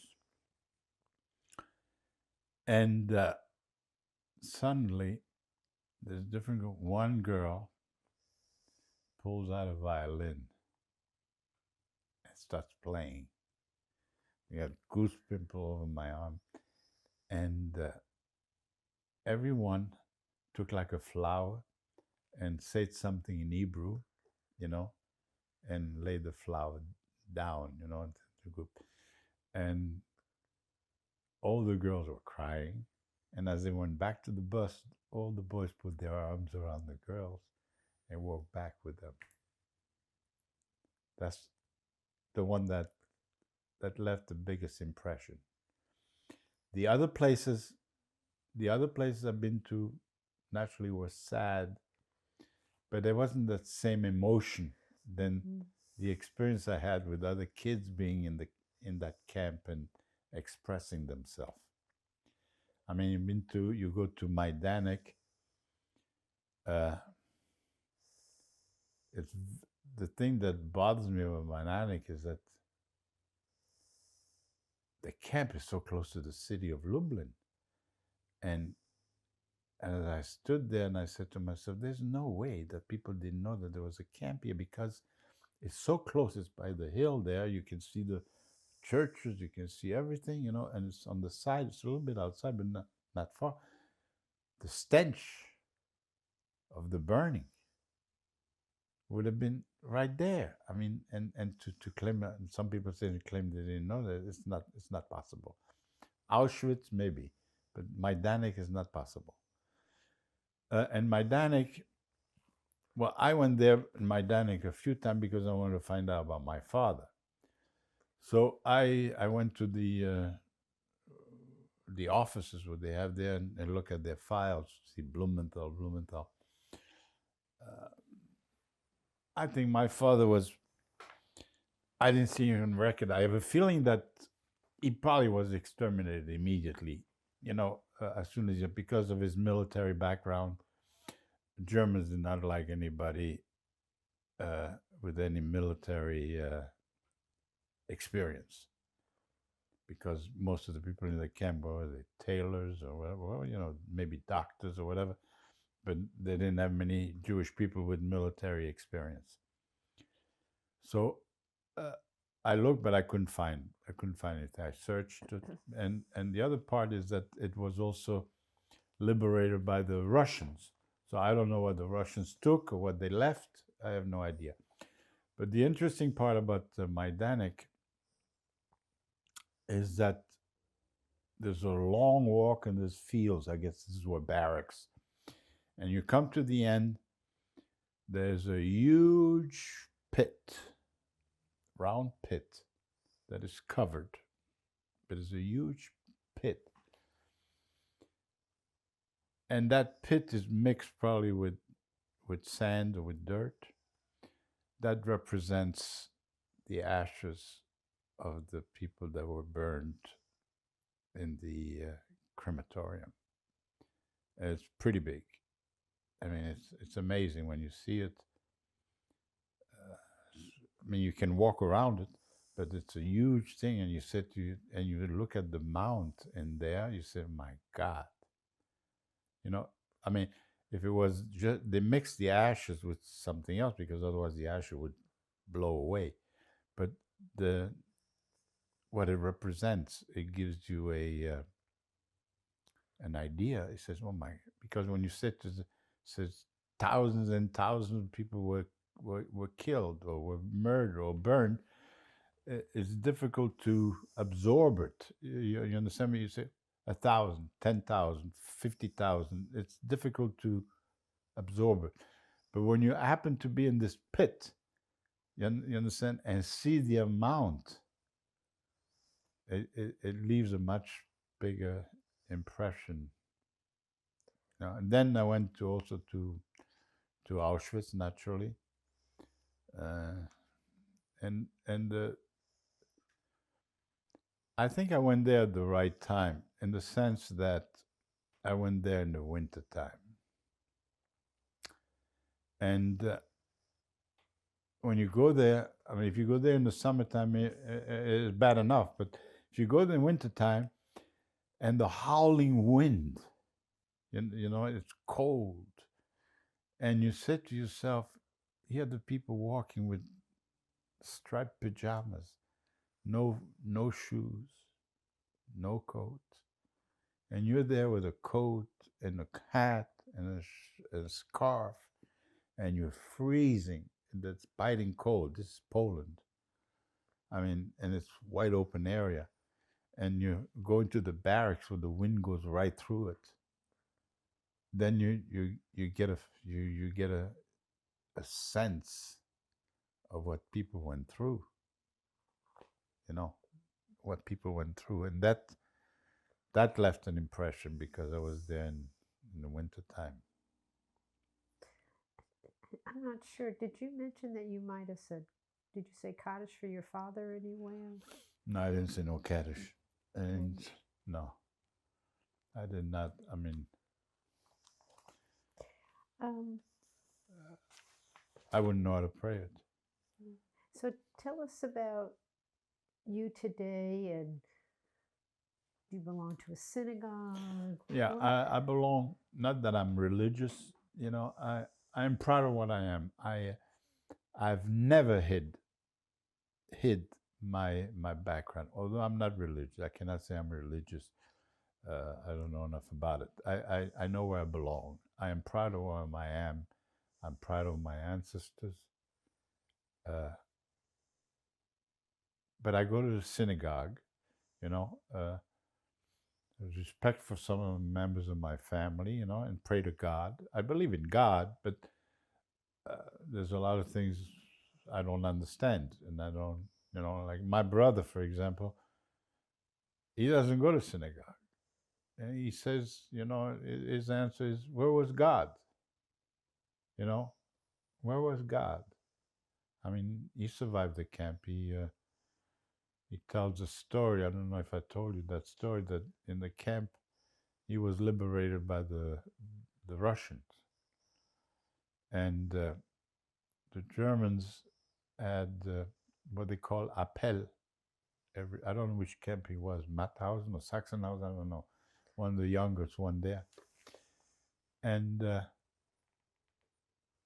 he hadn't been called. When you had appel means roll call. So roll call, they called the names, and you stepped out, and you went to the gas chambers. And the war was almost over because they could hear the cannons, they could hear the artillery, whatever. The Russians were coming, and his name hadn't been called, and they were a little bit in the disarray, but they still wanted to meet their quotas. I guess the SS run the camp still wanted to meet their quota. If they needed 150 people, they would take 150 people. So my brother tells a story, told my mother. They called his name. He hadn't been called. He hesitated, and next to him was an old Jewish man, Hasidic Jew, you know, an old man with a beard. And my brother doesn't even know his name. They called my brother's name. He was stepping out. The old man grabbed him by the shoulder, pulled him back, and he said to him in Yiddish, in Jewish, "Du hast dein ganzes Leben. Your life is in front of you." And he stepped in his place.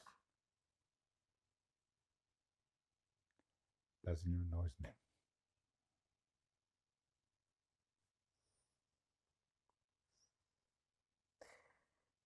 So your brother is still alive? Yeah, in 93, I think, in 92, 93. And of all your other family members, including Uncle Charles Jordan, are any of those families, they may have children, but of that generation, well, we're not, you knew? you know, what the war did destroyed the fiber of the family. I mean, our life would have been completely different. Certainly mine, my brother, family, grandparents, because in Europe, the family was very, very close. I mean, there was a tradition, you know, you always had the Shabbos, the holidays, you know, and everybody was in Vienna or in Austria. My grandfather is the rabbi, you know. Uh, this whole thing was destroyed. You know, it was there was no real family after that. I mean, everybody scattered.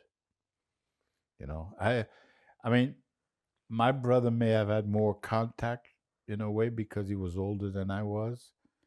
I don't even know if people knew that I existed for a long time. I mean, they knew of my brother,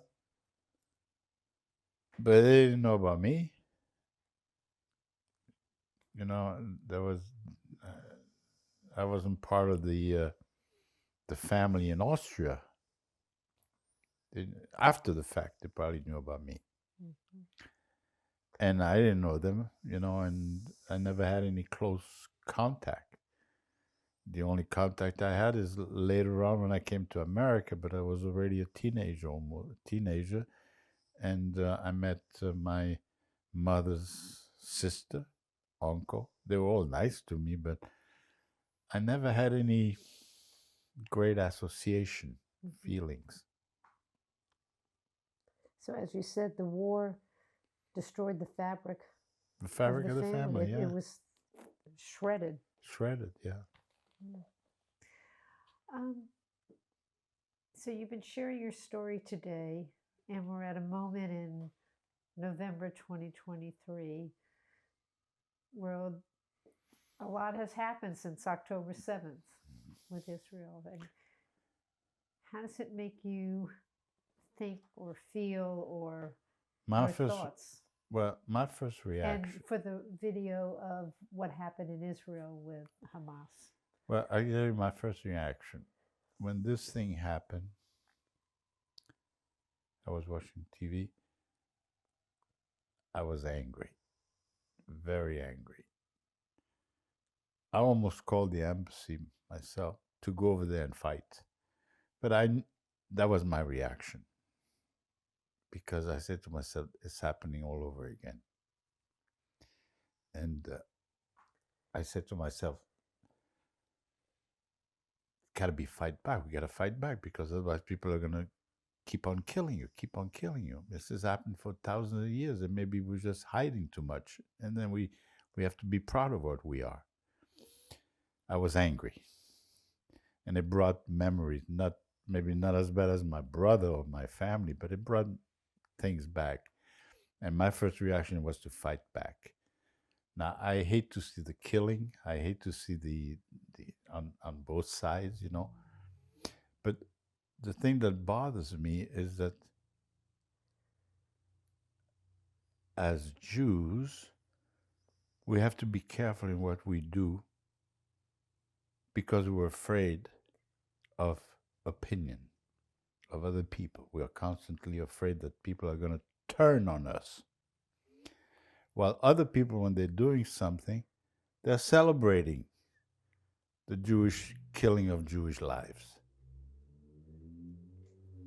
And it's offensive. They're celebrating. You know what I mean? You can see it on TV, and they're screaming, they're dancing because Jews have died. But nobody reacts to that. And I always felt that if it was the other way around, that the Jews were being massacred, I have a feeling there would not be that world demonstration around the world. I have a feeling it wouldn't be the same. That's what I said at the table before, that democratic institutions are fragile. And when you feel you lived in this country for a long time, and might be generation and generation, and you say you feel comfortable and you feel right, don't ever think that it cannot happen here. Because it happened in Germany. Germany is a civilized country. Sure, there were economic conditions and things like that, but you had a demagogue that came and persuaded people. And who are you going to pick? You're always going to pick on the minority. You're not going to pick on the majority.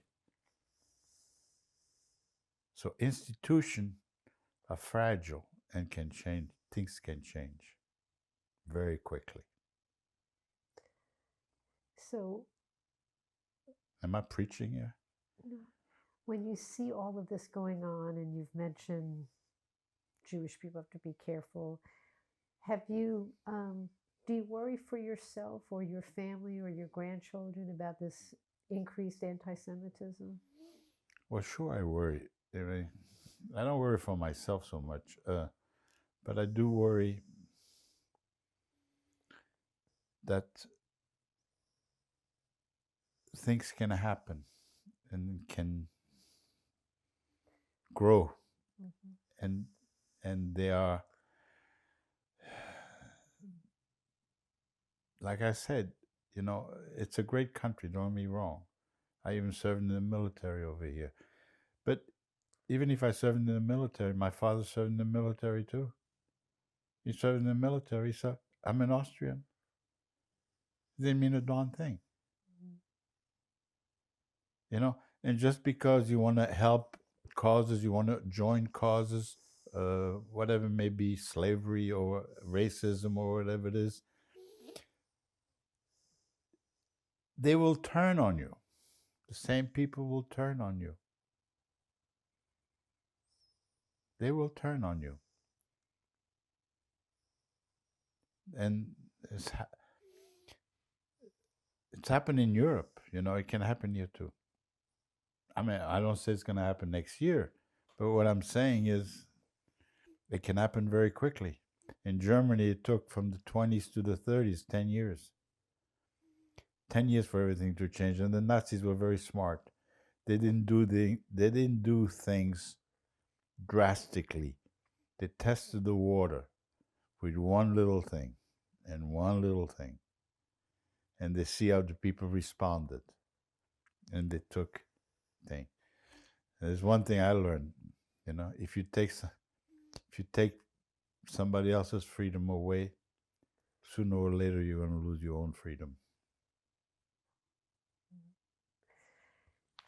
What do your children or grandchildren ask you about what's going on today and what they should do or how they should, how it relates to your life history? Well, I told them to be proud of what they are and not to hide.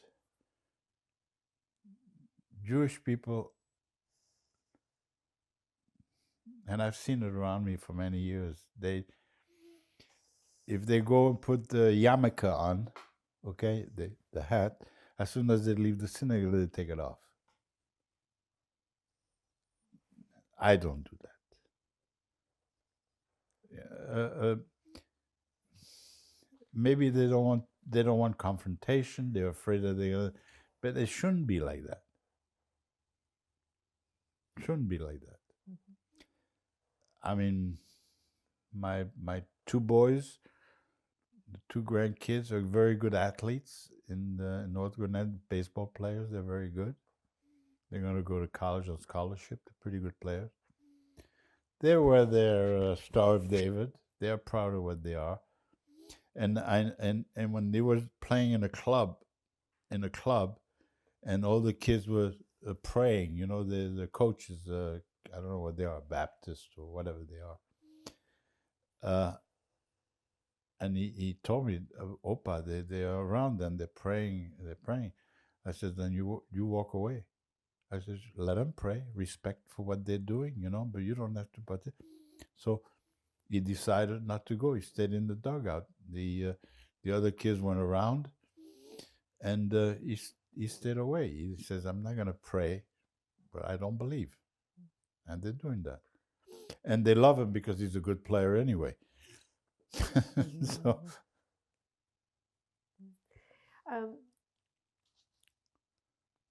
why did you decide to do this testimony? What did I Why did you decide to do this testimony for the Shoah Foundation? because I'm a ham. No, no. I did the other one. I did the Kennesaw, and Anat asked me, you know. So it wasn't a difficult decision. It's not something that I put a lot of thought into it. Mhm. But do you speak of your story? So this is, Do I what? do you go around town and speak on your story? No. So this was a decision on your part to do it. Well, to I tell your thought story. I thought in a way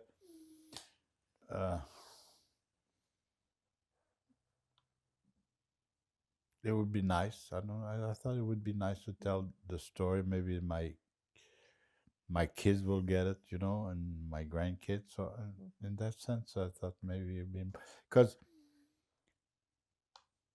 even around the people that I love, and we don't talk about those. We don't talk about things like that. How did your children learn of your story, or do they only know that you were in They know, camps, but they not the know, pieces? they know bits and pieces here and there, you know, and I don't really know how much they know. So, but I mean, we don't talk about it, you know. have they ever gone to where you were, or did they ever go with you To where? to Europe to see where you grew No, up? we lived in Europe. They never gone to where I grew up. They went to where my wife grew up because her family is there, and I was working in Europe, so they went to Germany. All my kids speak German too because they went to school there.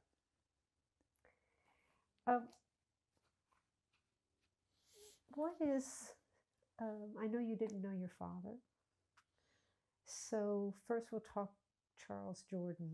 What, if you haven't shared already, is a most memorable moment about Charles Jourdan you might want to share? The moment that I was 14 years old, and Charles Jourdan knew that I played soccer, and I played a lot of soccer. So he invited me to the final of the World Championship in Switzerland. The final game between Hungary and Germany in 1954, to the World Cup, the Soccer World Cup. So we, I think we took a train. Yeah, took a train to Geneva, and then we went to. This final was in Bern, which I never forgot. Between Germany, although I was hoping that Germany would lose because Hungary was favored. They had beaten England, who was unbeatable. They had beaten Brazil, and there was some great superstar in Hungary. But Germany won 3-2, and I was a little disappointed, but it was a good memory. And do you have a memorable moment about your mother, or there could be more than one? My mother? No, I can't. So let's do one other question then about that. You came to the United States. You were in the orphanage. You came with your brother and his wife. There was one thing very important to your mother you do before you leave, which was to have what? A bar mitzvah? Oh, yeah. Do you want to tell us that Before story? I left, I was 14. My mother said to me and my brother too that I had to become bar mitzvah. So I went to the great synagogue in Paris. I forgot the name of it. Victoria. It's a big synagogue, and the great rabbi of France, I still remember his name, Rabbi Pinkas. So I went over there to speak to him, I think it was with my brother. So he said, well, no, it's a very difficult situation, he says, because it takes about a year to go through the whole process, he says, you know, to learn and usually becomes bar mitzvah when you're 13, not when you're 14. So I said, but I tell you, under the circumstances, we'll make an exception, he says like this, and we'll teach Leon the whole parsha that he has to learn and everything else in phonetically by sound. So I learned the whole parsha recitation. I had no idea what those letters were in Hebrew. Absolutely no idea. I knew the words and by sound, but I didn't know the meaning. Not. So the day of the bar mitzvah, the bima, I don't know what the bima is. They bring the Torah, open the Torah, put it on the bima there, and they open up to the parsha I'm supposed to read. All these old timers are around the bima with their talits on, and here I come, the young bar mitzvah boy, to recite my section of the parsha. And I give me this, what do you call that finger, the golden, the silver thing, so that you're supposed to. And I'm singing and reciting it, and I have no idea where I am, and I'm pointing all over the place. And these old timers are looking at me. He says, "What the heck is he doing?" Because I'm not showing where I am. I'm going all over the place, and I'm singing my parsha, and I did well because I remember. Probably I had a good memory. And I became bar mitzvah, and that was the whole education I had for my bar mitzvah. I didn't have any Do you remember Judaic. the What? Excuse me. Do you remember the day or month of the bar mitzvah? I don't remember. Yeah. Was your mother? I remember I got gifts.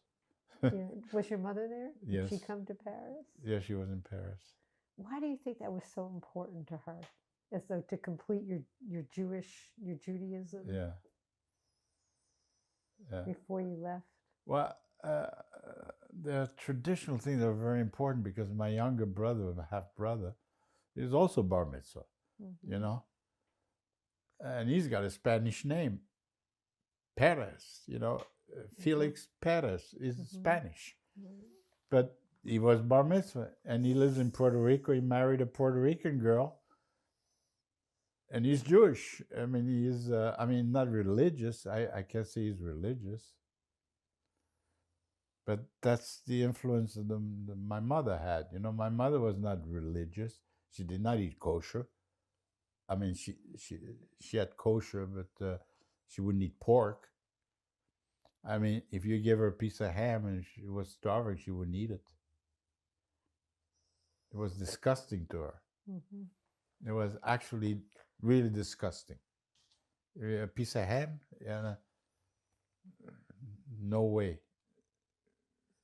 It was repugnant to eat a piece of ham.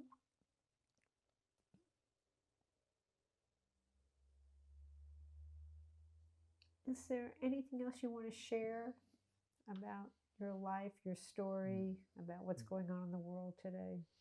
Not really. I'll give you a hug. Okay. Just one other question. So we've talked a little bit about Israel. How important is the state of Israel? What are your thoughts about? To me, it's extremely. First of all, it's the home of the Jews. To say that we're colonial. I hear the word we're a colonizer. How can we be colonizer? We were thrown out of there by the Romans, and we've been there since. The word Palestine, where does that come from? It comes from the Roman Empire. The Romans were humiliated the Jews after they defeated the Jews. Defeated the Jews and threw them out all over. That's Sparia. Some of them went to Turkey, Iraq, whatever they went to. And then they changed the name to Palestine. It was always Judea and Israel. King David split up Judea and Israel. So I don't see how we colonizer. We're not colonizers. This is our home. And I also feel that Israel is important. And I'll tell you one thing. I strongly believe, in my bone, that if they would have been in Israel in the Second World War, there would not have been 6 million Jews killed. The Germans, at one point, wanted to get rid of the Jews, of the European Jews. The question was where we would send the Jews. And there was a discussion among the Nazis, the higher up, that we should send all the Jews to Madagascar. That was the idea, that Jews would go to Madagascar, send them. But it was not feasible. And then they came up with this, the Wannsee Conference, with Heydrich and everybody else, to exterminate the Jews. So I strongly believe that would there have been an Israel, I don't think Jews would have perished in the amount that they perished. Because Israel would have taken action. The camps were not that well protected. You know, they're Gestapo people, SS people, but and the camps were a lot of native people too. They were Polish, mostly Ukrainian. Most of the people working in the camp were Ukrainians who beat up on the Jews. So I have a feeling that Jews would not have perished in the amount that they have perished. And the Germans maybe would have sent them to Israel. Mm-hmm. Well, thank you so much. You're welcome. For sharing your story today. I hope I didn't bore Dave over there. No, he's good.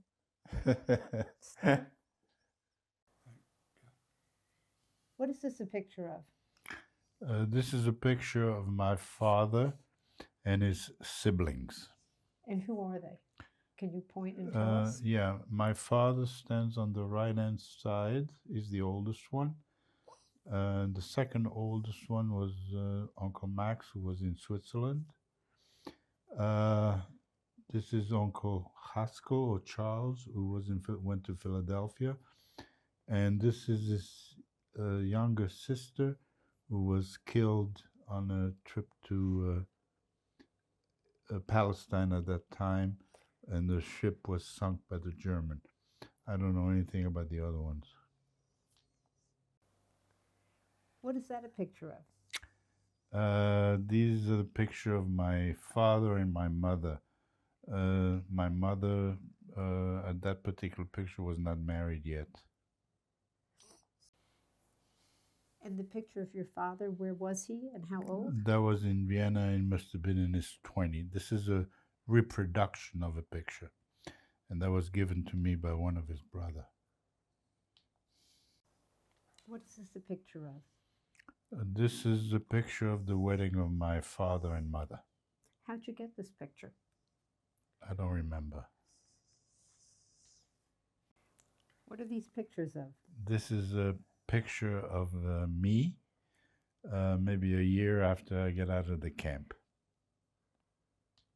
Where were you when these pictures were taken? This is taken in the city of Lourdes in France.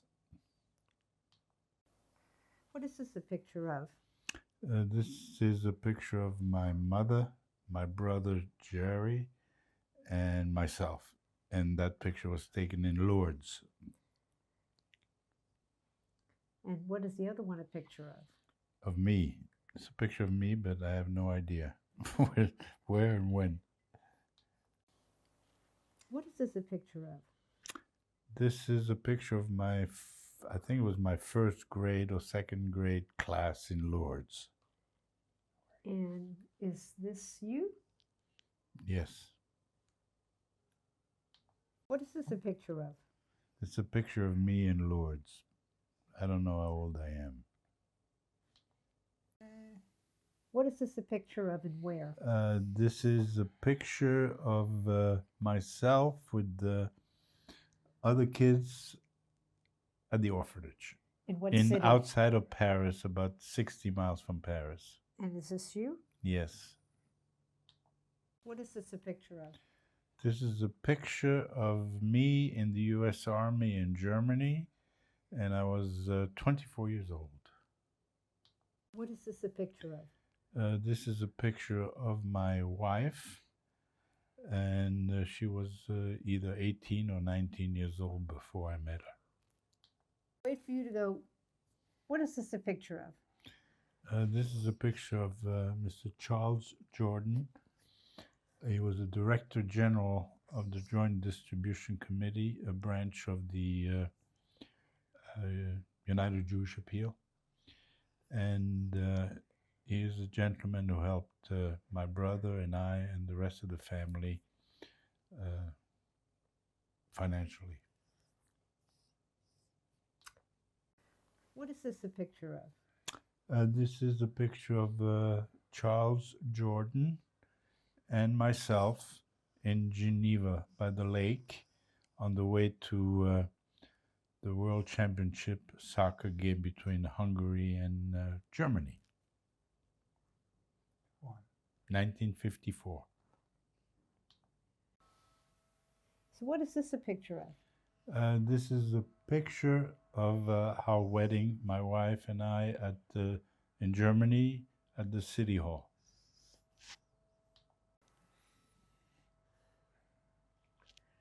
What is this a picture of? This is a picture of myself and my wife when we went on vacation to Cape San Blas, Florida.